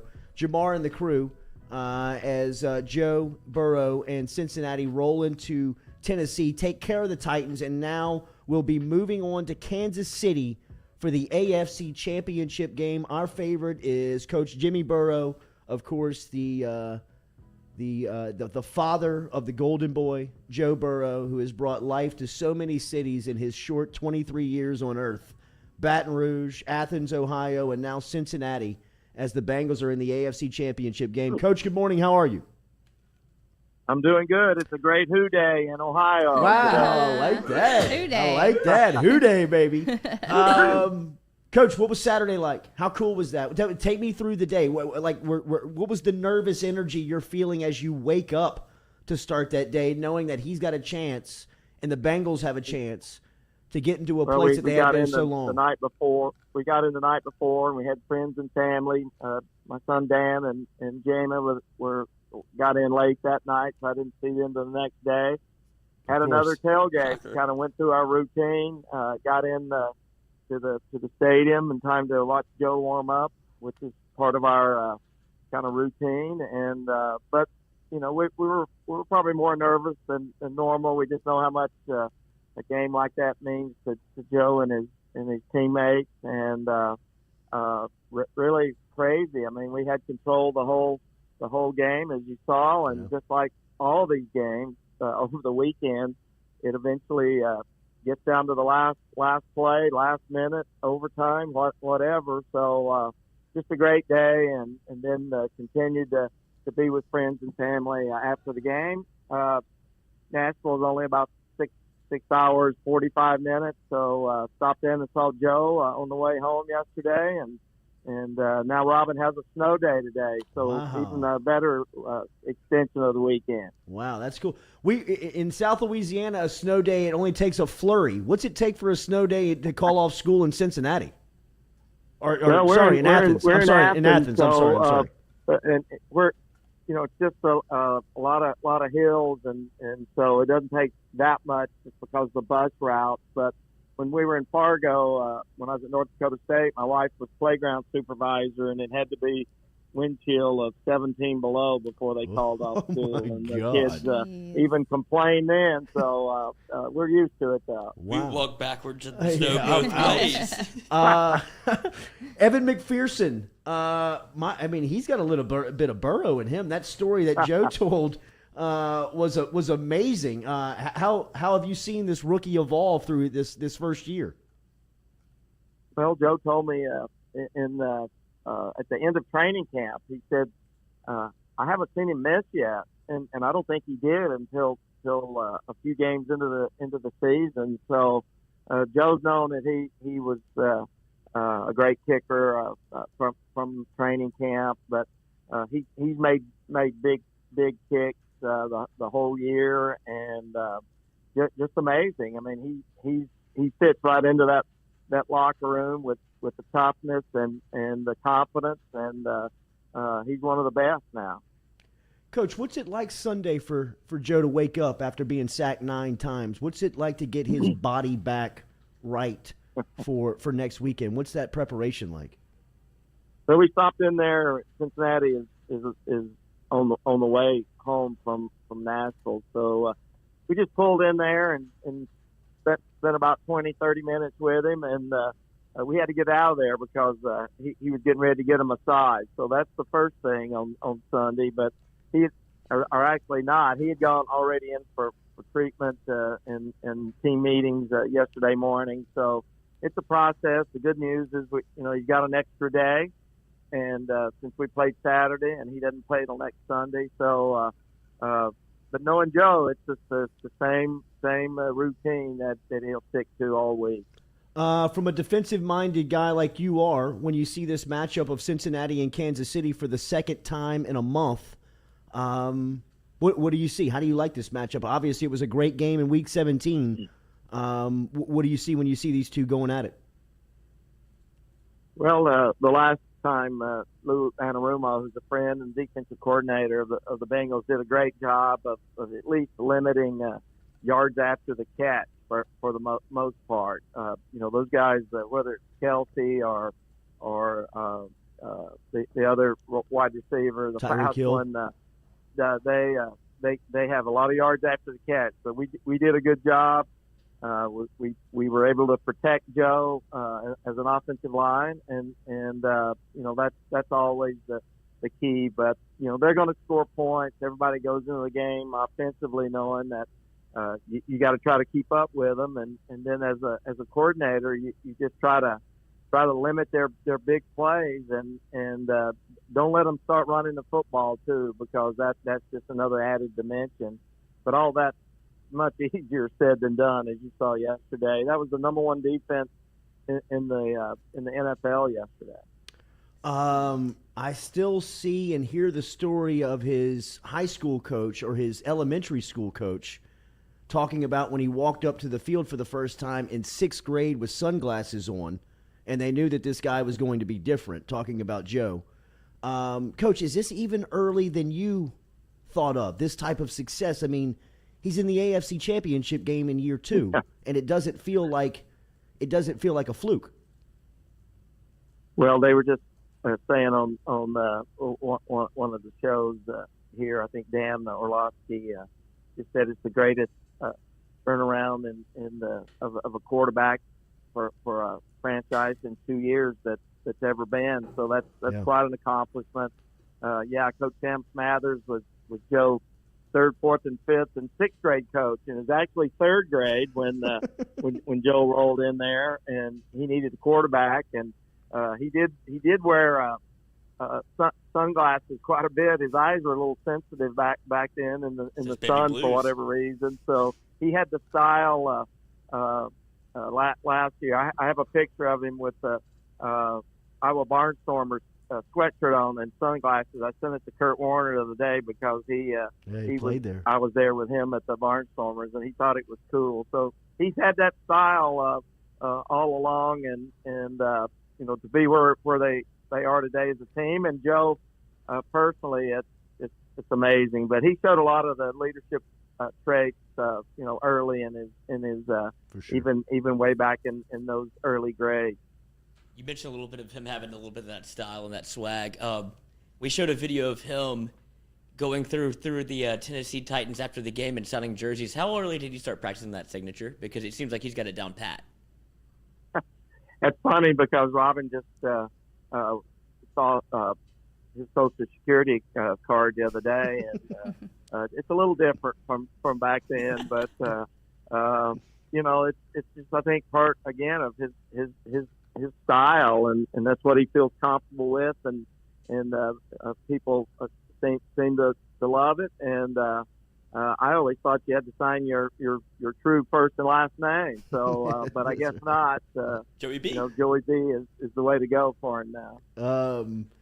I wonder how much you could get on eBay for his Social Security card in Cincinnati right now.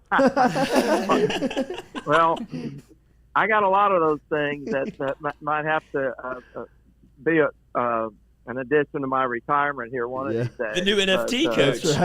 That's right. That's like a rental home you got there with a Social Security card. Coach, we were in the basketball gym all weekend. My son was playing in a basketball tournament on Saturday. I could not believe the amount of people that were so affected by the Bengals game. Now, obviously, it's the NFL divisional round weekend, and this is one of the most popular sporting weekends that exist for our country. But the amount of people that were trying to rework their schedule, watching the phone in the stands, trying to get home for the game down here in South Louisiana. We were talking to Jimmy Chase last night, who's from New Orleans. It feels as if the Bengals have become almost the primary love for South Louisiana. Do you guys feel that? In fact, when Lloyd was showing Joe signing some jerseys in pregame, I mean, a flood of them were purple and gold. Yeah, there's LSU jerseys at every game, home and away. I think you've seen the bracelet that or the little wristband that Joe wears with LSU on it, and that the LSU people love Joe and Jamar, and really any player that has been there they follow. But there's a special bond between Joe and LSU and the fans, and it'll never change. I mean, 2019 is incredible. It meant a lot to Joe and our whole family, and to LSU fans. So I see things all the time where the highest rated area to watch a Bengal game is in Louisiana. Yeah. So that's pretty cool. Can you explain what it's like to be in that part of the country right now? I mean, these people have got to be on cloud nine. Yeah, I mean, the Bengals. It's been a long time since they've been in this situation. They have been in Super Bowls, but it's been so long ago. Some people have forgot. But it's just a great day to be a Bengal. Media is certainly reaching out to Robin and I, and I can imagine this will be a big week again for his grade school coach and his high school coach, and then just the fans are excited for the Bengals to be playing at this time of year. So it's going to be another great week for Bengal fans. I have just got the text from you. I've got it zoomed up, and we are focusing on a young third grade Joey B with the Iowa Barnstormers in the red shade. Look at the swag on this kid. How did you not know? Look at the swag on this kid. The facial I'll put $10,000 on him winning the Super Bowl by 2022, please. You should have done what Rory McIlroy's dad did. I don't know. I'm not sure. I don't even think that's third grade. That's probably earlier than that. Probably. It does look younger.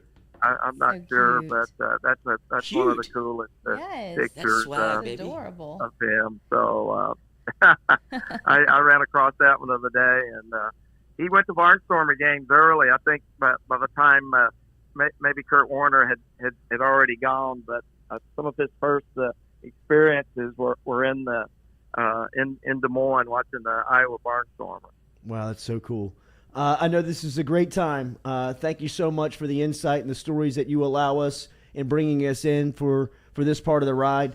We are pulling for Joe, Jamar, and the rest of the Bengals coming up this weekend versus Kansas City with a trip to the Super Bowl on the line. That is amazing to think about. Go get them. Hoo-day, Coach. Thank you as always. All right, Hoo-day and Clyde Edwards. That's one of Joe's best friends from that team. So that's a big time game. We'll be there, and we appreciate your support and all of the LSU fans. Hoo-day. Always. Go Tigers. Yes, sir. Hoo-day. Tell Miss Robin and everybody hello. See y'all. Thank you. There is Coach Jimmy Burrow checking in. That conversation brought to you by Johnson Spillers, our dentist. Thank you very much to Dr.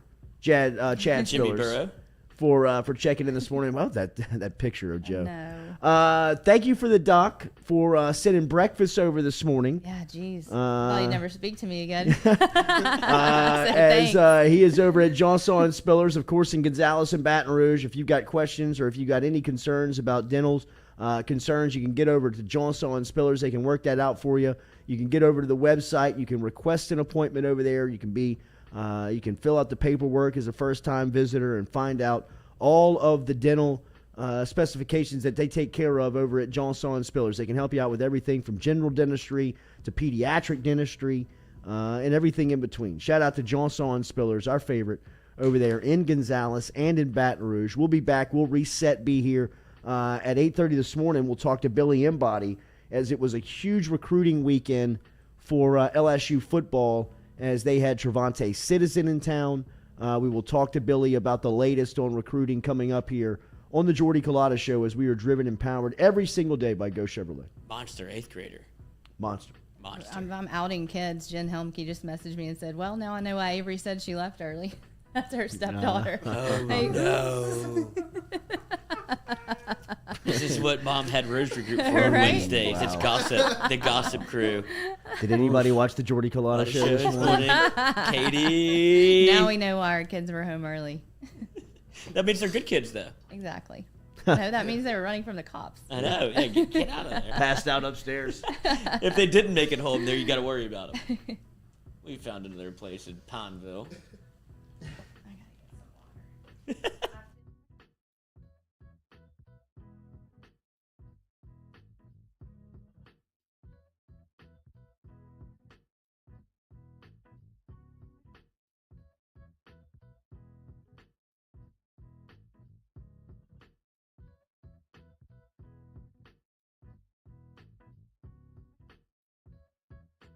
water.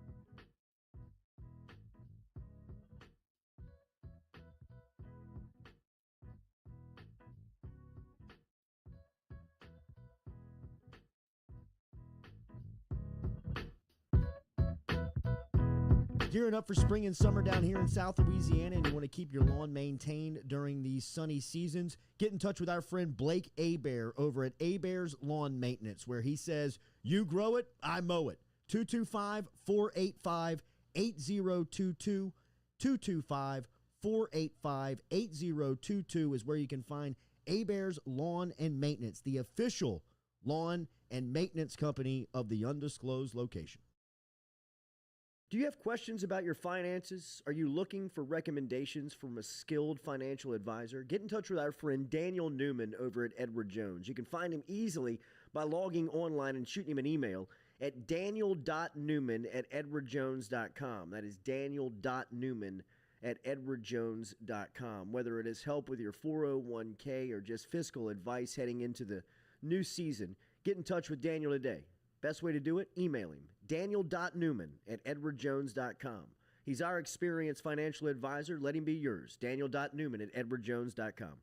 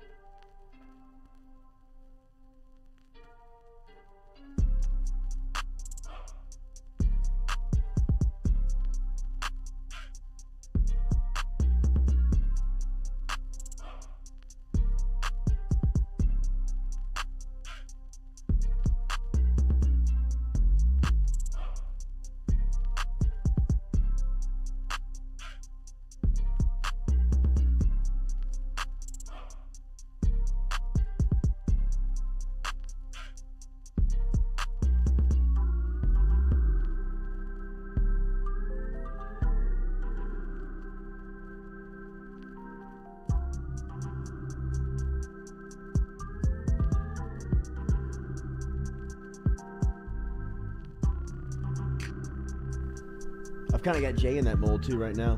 That's a good thing. Yeah. We're talking about phone calls have gone by the wayside, and now everybody's FaceTiming.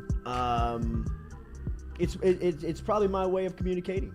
It is the best Well, way. it's definitely taking the place of the phone call. I feel like I never talk on the phone anymore. Nobody wants to talk on the phone. Nobody wants to you talk on want the to phone. text or I see agree. each other, right? I agree. It intimidates a lot of people, though. It does. FaceTime or phone?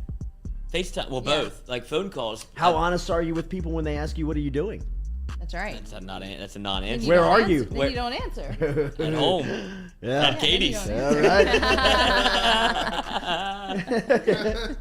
Next time I send a text that said I need help, I wish one of y'all would at least be like, I what looked you at that. need? I looked at that. Was like, hell Oh, no. man. I would I have used helped. that. I treated that thing like a hot potato. I was like, whoa. Glad Nobody to know responded. I have y'all behind me. Katie. next time We I do, get though. help. If I ever called you to come to regulate my teenager's birthday party, I would expect you to be like, "Pfft, no chance. I would bro." absolutely. Oh, she would come. show up in a I know she heartbeat. would. I know she would. But nobody on our staff is like her.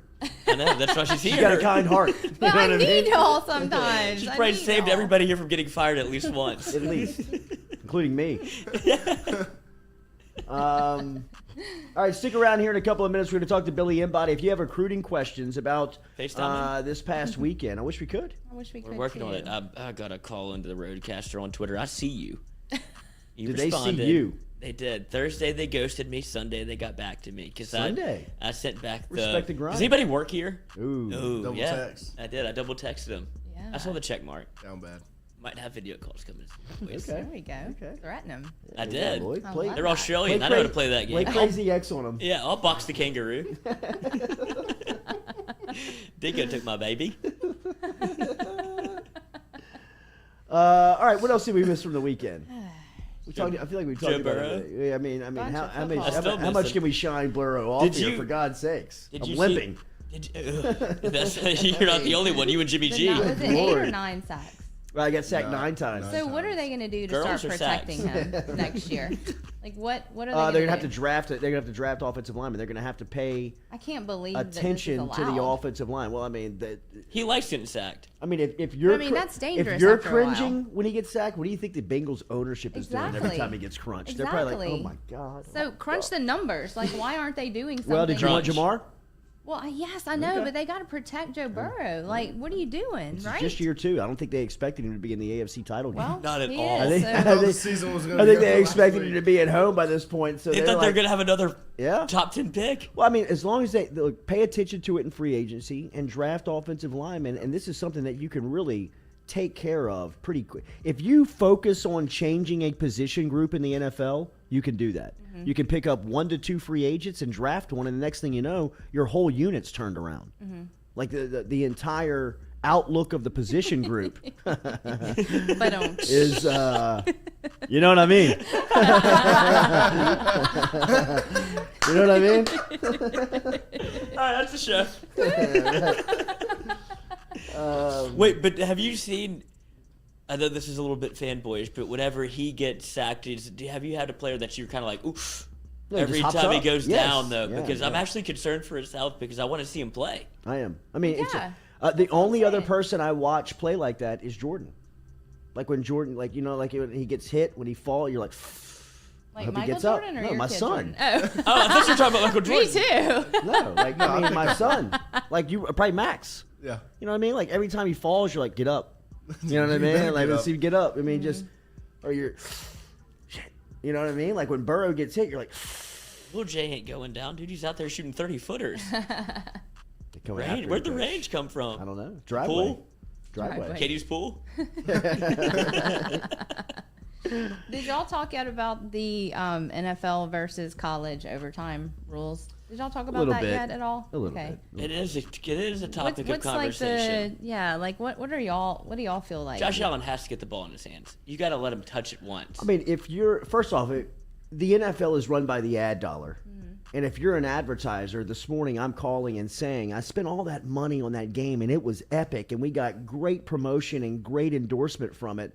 But I would have loved to seen that thing extended 5 to Yeah. 8 more minutes with Allen getting the ball and maybe Mahomes getting it back. You know, like I mean, But is that unfair to Buffalo? I mean, is that you just can't let the thing be decided by coin toss? Yeah. 50-50 But I wouldn't say shot. it's Yeah. unfair because you had a shot. just To, the you had a rules. shot to end it with 13 Yeah. seconds left. Right. yeah. You let them score. You let them get the field goal in 13 seconds. Right. You can't but get like, upset shouldn't about- they Good. have? Shouldn't they have an? I mean, shouldn't they? I both agree. teams Josh have the Allen should opportunity. have got the ball at the end. Yeah. Because look at what you're doing. You're basically doing a duel. Yeah. You're Yeah. walking Yeah. 10 steps, turn around, Yeah. and say first one to pull the trigger wins, Exactly. which I like. But if they're both fucking got 6 shooters, let's Yeah. let them shoot. Yeah. No. Like Josh Allen played Penalty a perfect. kicks. No, I want it in the No, rule. I want I'm it saying, in ball like, players' that's what I'm hands. saying. Like you get each team gets the Oh, okay, ball. okay. You know I what thought you were mean? talking about Like, kickers. You know what I mean? Like, Yeah, just yeah. sort this thing out. Do y'all think this will ever change? This rule will ever Dr. change? Spillers. This would be the time. Yeah. They're gonna look at it for Yeah, sure I because feel like they have to look Kind of at like it. the Nola no call. They changed the rule right after. Yeah, I mean, You don't, Jordy. I don't know if they are. I mean, I really Might don't. not. But how do you feel about it? Do you think it should be changed? Yeah, I Do you would think love they to see both- Josh feelings. Allen get the ball again. Well, I mean, it I would happened have to- loved to see Josh Allen get the ball again. It I happened mean, to the Saints in what year was it? 19, when they're playing the Vikings and Yep. we go to OT and Kyle they Rudolph. get a touchdown and then and they game get they over. get shoved Yeah. up and they got PI'd. Yeah. And they didn't review They it. didn't review it and then Drew doesn't even get the ball. Yeah. So I mean, because you want your primetime Just don't players touching the know. rock. Like that's the whole point of the NFL. They have especially at this point in Mm-hmm. the year, especially when they've got so many eyeballs captivated to their product. Yeah. Especially when you can go into an advertiser's office today and say, "Did you see that number that the divisional round pushed last night?" And everybody stuck around for the entire portion of overtime. locked in. And I then it just mean- goes away and goes straight to Days of Our Lives right after. And it's like, what? Or the 60 Minutes clock. We're just like, I got to get up in the morning. Right. Right? Is the weekend really over? Over?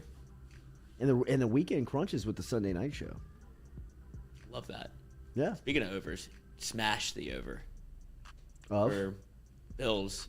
Oh yeah, sure. it was Better. 50. It was 54. Me and better. Noah were trying I mean, to get. how many points did they score in the final? It was like I mean, it was a 25 in 2 minutes. yeah. what? 25 points in 2 minutes. Why don't you just shitting come in me? here? 1 minute and 58 seconds. Just come in. He scored 25 points in 2 minutes.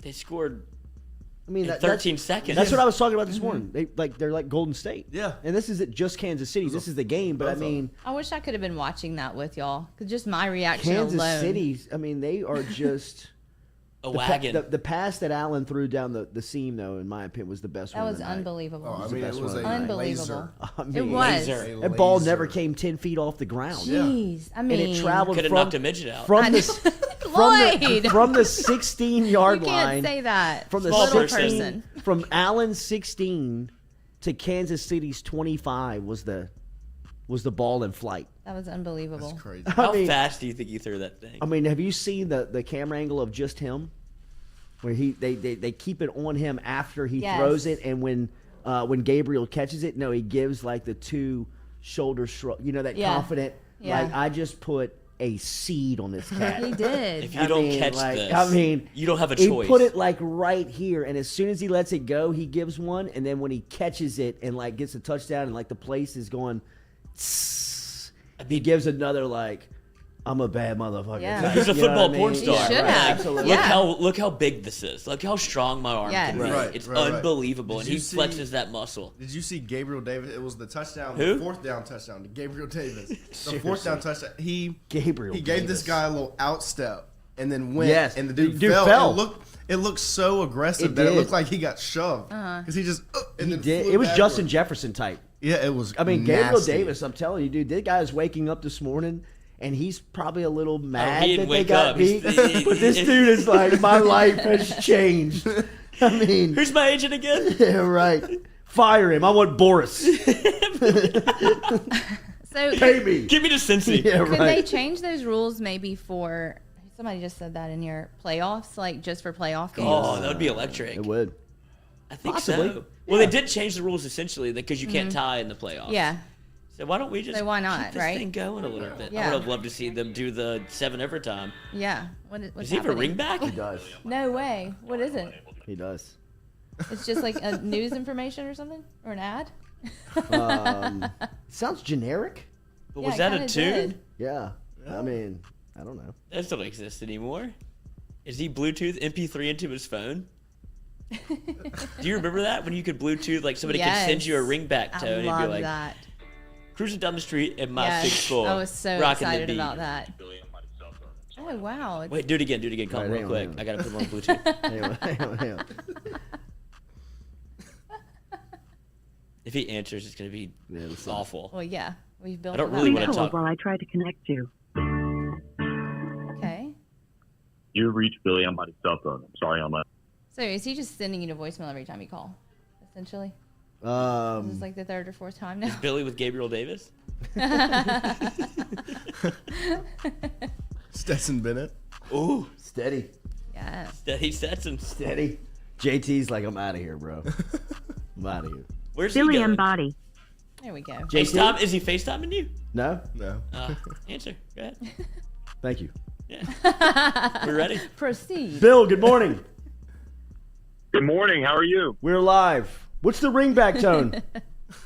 It's ever since I went to Mexico, that was installed by good old AT&T. So I don't know. It's a good Okay. icebreaker. It's a good Okay. icebreaker. We've listened to it 3 times I now. didn't know if it was generic. Really didn't want you to answer. No, we didn't. Billy, have you ever heard of Gabriel Davis? Not until last night, but I hear he's kind of a big deal. I mean, Crystal dude. ball him. So, I mean, because Billy covers a little NFL stuff for the Washington football team as well. So, I mean, even names like that who have covered the league. I mean, I was watching this guy last night being like, amazing the impact he was having on the game. But it also was telling that Tyrann Mathieu, the safety for the Kansas City Chiefs, was knocked out early, and they were very vulnerable over the middle of the field. Before we get to recruiting weekend and everything that's going on with LSU this past weekend with Brian Kelly, are you surprised to see the success that Burrow has had? I mean, that's probably a loaded question because I don't think anybody is surprised to see the success. But, I mean, this fast, Billy, I mean, he's got a chance to put the Bengals in the Super Bowl. Did you ever anticipate that this could happen in year 2? Man, I think Joe Burrow always impressed me with just not only his maturity, his leadership, and all that, but just his swagger. And I mean, I know that's kind of obvious after talking with LSU people, but that's kind of where it stands out for me, and it's translated so well to the NFL. And I don't want to go ahead and year 2 compare him to like a Brady, but that kind of moxie, that kind of swagger, that's kind of what it reminds me of. And he's fiery, he's passionate, but he's also really calm and collected when everything's kind of, could be a little helter-skelter around him. And I think all the physical tools have been there. You wondered how he was going to bounce back from the ACL just physically, but you knew he'd put everything into rehab. But, I mean, this is unbelievable. And all the people, and they do need offensive line help, don't get me wrong, but all the people questioning the Jamar Chase pickup, I mean, they look like they're going to be what Peyton Manning and Marvin Harrison were to the NFL for years to come if they keep those two together for their careers. So it's just unbelievable watching him do what he's done so far this season. Same question on Jamar. You covered him at Rummel, you covered him at LSU, and now you see him 1 year in the league. He clocked the fastest time of any NFL player yesterday on that screen route where he beat Fulton down the sidelines. We've always known he was dynamic watching him at Rummel, but to see him having the impact on the elite level like he is so soon, what is your reaction to that? Yeah, another one where people were kind of, a little skeptical on after the preseason or whatever. I don't think Jamar Chase forgot how to catch football, and he showed that this year.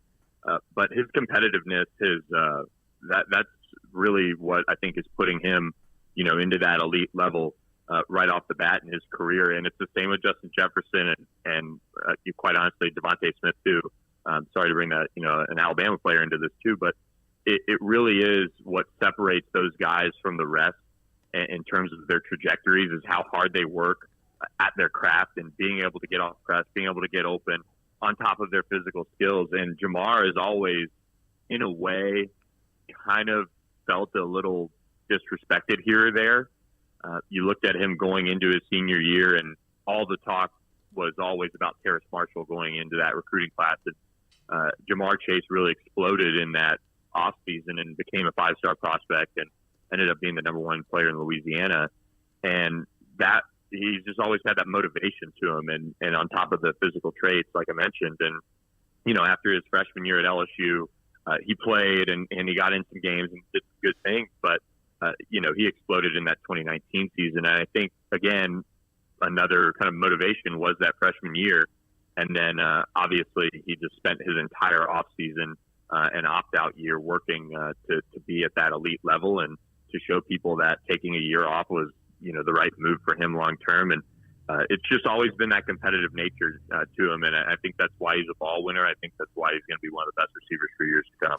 Before we talk about some of the recruitable athletes out of high school, one transfer portal guy that has gotten a lot of attention is the Shreveport native, Jarek Converse, who has entered the portal, and it seems like he is a defensive back from Oklahoma State, and has been trending towards LSU. What is the latest on Converse? Yeah, he's an all Big 12 academic selection in 2020. I mean, an all Big 12 performer overall. And he was on campus for a quick little visit this weekend. I think he's somebody that LSU is pressing for, and rightfully so. He's got 46 starts under his belt. He's been productive, and he's just kind of the latest Louisiana prospect, or former Louisiana prospect. They're going all in on to come to LSU and finish out their career. And he's a position of need at cornerback. So I'm hearing really good things about where LSU stands for him. He sits at 6'1", 200 pounds, so he's got some size to him as well. Greg Brooks is a little undersized, so to speak, to play outside. Mekhi Garner's a bigger body at 6'2", 210. But adding Jarek Bernard Converse, that would be a huge pickup. I like where LSU stands a lot, and they're trying, I think, to get him into school pretty quickly here with the deadline to enroll in classes coming up. There has been an emphasis on putting Louisiana kids inside of LSU's locker room. Have you gotten the idea in talking to some of these prospects that will restore almost the pride of the program immediately, if that's what Frank Wilson and Brian Kelly are setting out to do and bringing these guys in, the local guys in? I think it makes a lot of sense, the ones that they're bringing in. And there's something to be said for that too. And as they prioritize Louisiana in recruiting, of course, and they'll go national on that front, I think shoring up the roster, you have so much information on these Louisiana prospects and now college players that they're targeting in the transfer portal. A lot of coaches, either knew them as prospects, know their family, know their high school coaches, and so that can put them into position to land them out of the portal, which is a plus, of course. But also, I mean, just having those guys that are motivated, good culture fit. I think that's what the roster needs. You know, they're thin, or they were thin, I should say, at a lot of different spots, and it makes sense to add guys that have a lot of college experience, but also really want to play for LSU and wear the purple and gold, which is not lost, I think, on Brian Kelly and his staff, and that's why you've seen it be such a Louisiana heavy push for a lot of these transfers, and it makes a lot of sense. And I think most colleges that do it this way see it paying off, quite honestly. One more out of the portal, Caleb Williams. This is not true, right? Yeah, I think Caleb Williams is going to end up at USC. I quite honestly just have checked around on it just because of the report that came out. But, LSU, of course, kicked the tires. But all indications are Caleb Williams is going to end up at USC from what I've heard. And then coming to this weekend, Trevonte Citizen was the big fish that everybody was paying attention to.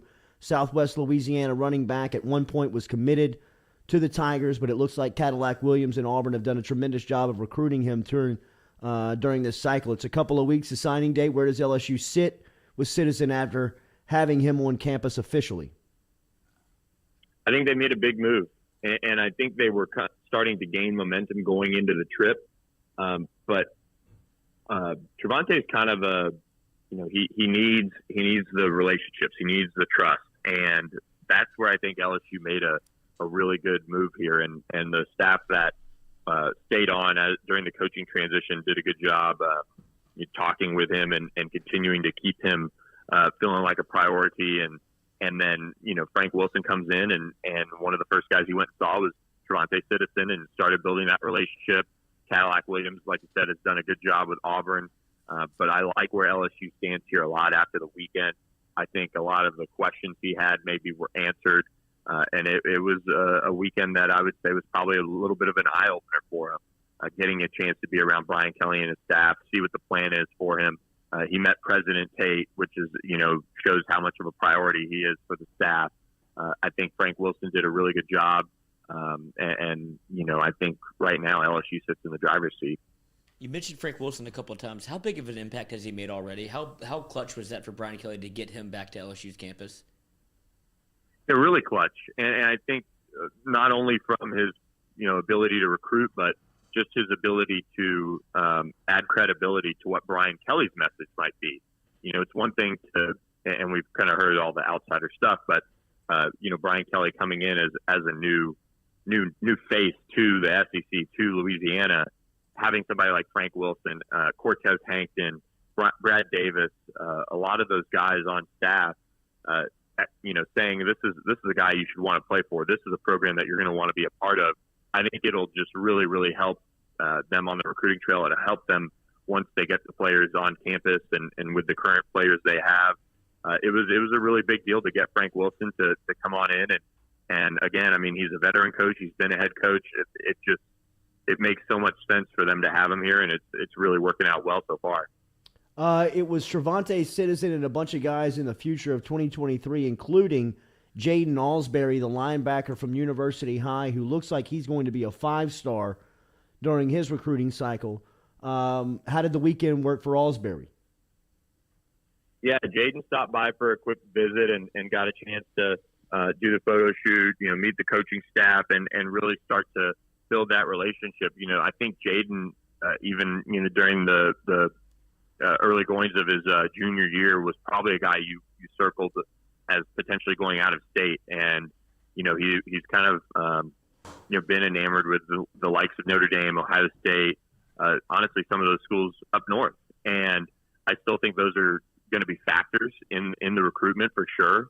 And it's going to be a battle. I mean, he's one of the top linebackers in the country, really, really good, projectable player that as he adds weight, he's going to be a difference maker on the defensive side of the ball.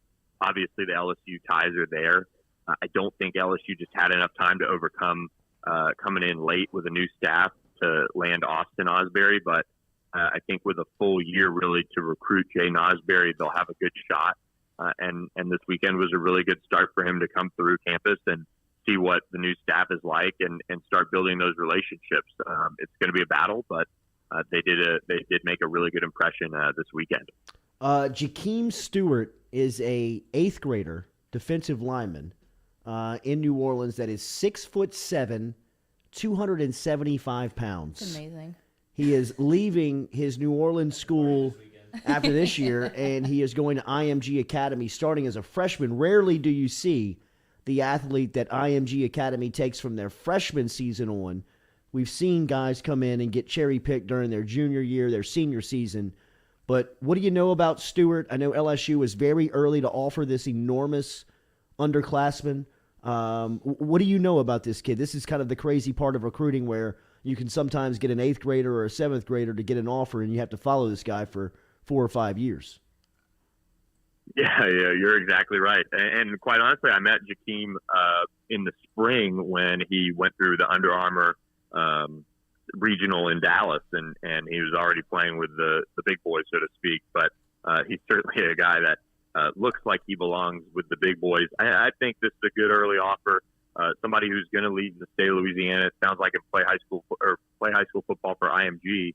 And, they can get in there, start recruiting him. They can't really do much right now just because of how young he is, but he's got the offer. He picked up Texas A&M over the weekend as well when he took unofficial visits over there. This one's obviously got a long way to go, but he's a big body. He's looking like he's going to play defensive line. Who knows? He could, flip over to the offensive side of the ball too. I mean, he's got some versatility to him since he hasn't started playing high school football just yet. They might take him down at IMG and work with him and see where his best fit is. But a really good early offer for the class of 2026. Wow, Billy Embody, Wow. who is covering 2026 recruiting. That is wild. That is wild. You're gonna give him cryptocurrency at Texas A&M, dude. Billy Embody, who is covering recruiting, of course, for On3 Sports. Make sure you're covering or following On3 at On3 Sports, who covers recruiting and is really transitioning into the best in the game here pretty quickly. Billy, Kyren Lacy's visit over the weekend. You knew that LSU had the letter of intent, the commitment, but he and his family go through the photo op, and I thought that was kind of the winners of the weekend. His younger brother in full gear going around the photo op that is dressed in he can't be 5 or 6 years old, and he's got shoulder pads, helmet on with the visor, full leg. It is a incredible picture. What have you heard about Lacy, how he's going to affect the offense, and anything from this weekend? Yeah, with Lacy, he's a big body, and you've got Brian Thomas on campus, but get Kyren Lacy into that room, a guy who's played college football and done fairly well in his opportunities. He's displayed some explosiveness. Like I said, he's got that big body that LSU needs in this offense and needed to add depth in that respect, as you lost guys like Devontae Lee, who's kind of a depth guy. But I expect Kyren Lacy to make a move and probably push to start right off the bat. I think that highly of him. He's somebody that is one of the best transfer wide receivers in the country, and again, another Louisiana player who decided to make the move to LSU this offseason. I'm expecting big things from Kyren Lacy, and he's going to do well at LSU, I think. Bill, have a great weekend, or have a great week. We will talk to you. We'll talk to you soon with National Signing Day on the horizon. We appreciate the information this morning. Can we offer 88 Sounds and 3 good, guys. with Lacy? Can we get both brothers right now? Look at He's these a real kids. person. Look at this. Yeah. Look at these dudes, man. 2034? Oh my gosh. The younger one looks like a player. All right, Bill, see you, man. Look at his little legs. Sounds good, guys. Look Thanks at for that. having me. How good is that? Awesome, dude. It's unbelievable. Look when he gets the football. Look how he holds his football, bro. He palms it. He palms it. He's rated a 5-star. That is so That's amazing. cute. Oh my goodness. Can't believe he can't. I can't believe he can hold the helmet up. I guess it's resting on the shoulder pads. Look how big his pecs are. That's so cute. Is that great? Yeah. All right, good stuff from Billy Embody as we are following him at Billy Embody for the latest on recruiting. Make sure you're keeping up with what's going on there. And daily, we're brought to you by Falaya Real Estate. Get in touch with our friend Barrett Blondo over at Falaya to keep up with the latest in what's happening with real estate around Louisiana. He can help you out in just any market here. And as we told you, they are going into the information game, man. If you're following them and downloaded the app inside your Apple and Android store, you will see that they are putting money into a podcast studio to bring you more information and insight. So make sure you're following Falaya on all social media. Get over to Falaya.com. Barrett Blondo's running it over there and has got all the listings, can help you out with all the pricing and everything going over on at Falaya. Falaya.com. Barrett Blondo's spot over here in Baton Rouge, Louisiana. But if you're in the listening area, if you're listening to this, Falaya can help you out. We appreciate some of you using us as Katie, is this your house? using us as recommendations, or somebody that has recommended Falaya to you. So make sure you let them know that you heard it right here on the Jordy Culotta Show, as Falaya is a proud sponsor of the JC Show. Speaking of shows today at FM Digital Media, it is Monday. That means that Mic'd Up, Mikey Matuk will be in studio 11 a.m. He was in Dallas over the weekend. Had a little FOMO I felt from Matuk on Saturday night. Nice time from a guy. I could have used you Friday night, 5-star Mikey. resort. Yes, Mikey, we needed a little bit of I needed security you to come in with a bat. at Katie's house. I know. Watch the table over there. Everything good? Everything. Yeah, hold on Scoot now. up, Mott. Don't Scoot be up. roaming that camera. Hey, look at the all-star. It's like a sit. It's like that's kind of like an intro to a sitcom. Hey, Kramer. And Mikey Matuk. It's like that. Chris Collinsworth. He's coming back? Oh, no. Oh, he's gone. Kim Mulkey with an L yesterday. Nobody panicking, huh? Everybody good? No, Everybody good? Yeah, Everybody everybody good? good. Trust her with my life, Everybody dude. good? Yeah. I have to run security at this party. What happened with She Eli, would've been great. Eli Apple? It looked Did he like get hacked? somebody from New Orleans. No, he didn't get hacked. So he really meant that? He's going in. Yeah, he's going in. Why? Well, people from New Orleans are going in on his mom, and she deactivated her Twitter account. Is the backstory I mean, you on have it. to, right? So, well, Annie is You're very getting emotional. attacked. Annie is very emotional. She used to do a weekly with us on Off the Bench back in the day. Really? And then Bobby Hebert made a couple of comments of, Eli Apple couldn't guard me in a phone booth. And next thing you know, we lose our access to Annie. Oh, no. She unfollows us on Twitter. We can't get in touch with her. Blocks us from her cell phone. Aww. Finally, I had kind of gone through the wing where I called her from my office phone. And it got to that point where I'm like, and she didn't pick up. I'm like, I left her a voicemail. I'm like, Annie, how am I getting caught in the wash of what Bobby Hebert said about Eli? I love you, Annie. The segment is about you and I. It's about our relationship. I don't care about Eli. I care about what type of ball he's playing. And for whatever reason, she never called me back. I can't imagine. I never got a clear explanation. And it was a little bit of kind of insight to, okay, they're a little emotional, right? Like, Yeah. I mean, like they But are. why come down so hard on New so Orleans? hard on the city. And since that time, really, they have been turned off so much by New Orleans. And then, I don't think that it ended well for Eli in the city, and he was picked up by Cincinnati. Mm-hmm. And somebody on Twitter got after Annie, and Annie deactivated her Twitter account because of that interaction. And next thing you know, Eli's like putting out into the ether.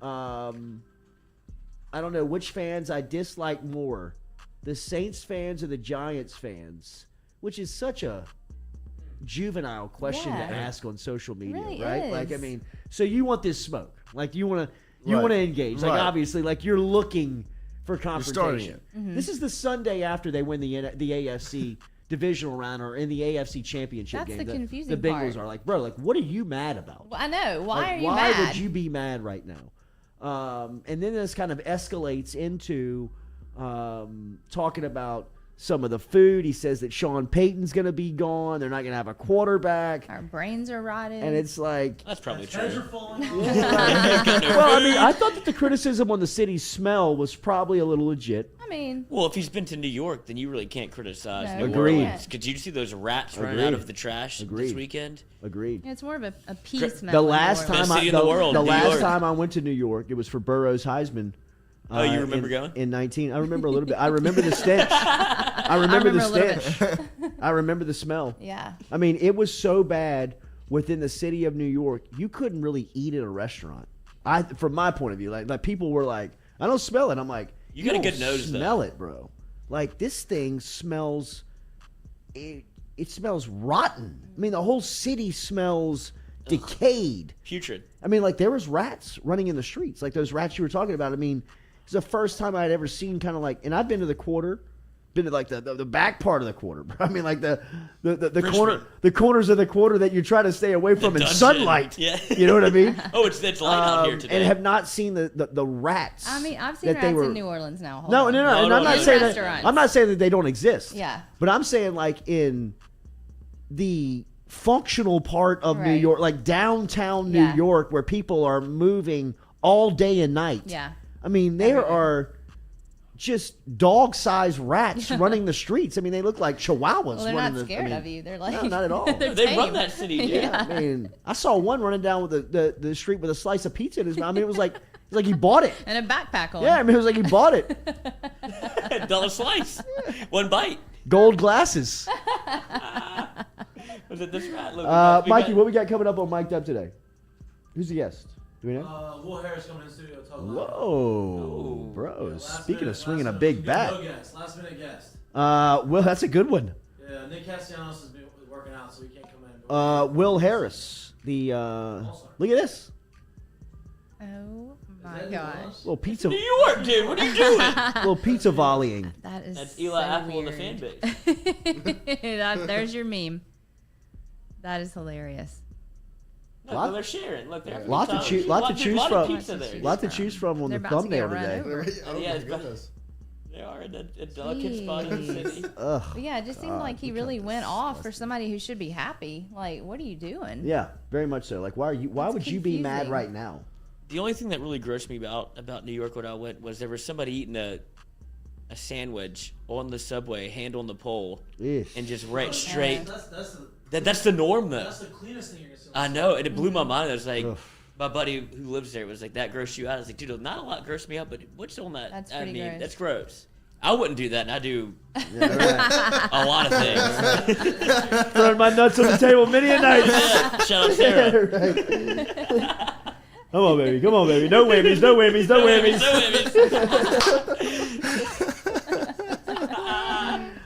Hit that like and share button. Have yourself a good Monday. We will be back with you tomorrow at 7 a.m. Remember, if you have not already subscribed, make sure you get your subscription to the Mic'd Up YouTube channel. Mikey will be live at 11 a.m. this morning. Hit that bell button. Hit that notification. That way when he goes live, you know that you will get the notification. Shout out to Dr. Spillers for all the Chick-fil-A that we're about to dive into here at the Jordy Culotta show. Mikey already ate we're going to eat Mikey's leftovers. We do need to do Dr. Spillers. We need to get a little Chick-fil-A. We need to get a little competition between Mikey and Noah. I don't know who could win. On eating Chick-fil-A? Shoveling food. They both smash. Okay. Smash. Grown boy. It is a sight to behold. Grown boy. Okay. It's a couple of generation gap too, a 10-year gap. You know what I mean? You kind of got you got the young buck and the old steer. Yeah. Well, the difference is Noah can do it laying down on his stomach. Yeah. I don't know if Mikey can. And still not get indigestion. Show him the position, Noah. Assume. Yeah, assume the position of how you dance. Have a good Monday. Remember, Mic'd Up 11 a.m. We're back with you tomorrow morning at 7 a.m. We're back with you at 11 a.m. Go Chevrolet. Go Tigers. Who day? We can record segments, right? We can record phone calls, right? No, Mikey, no. We have to record.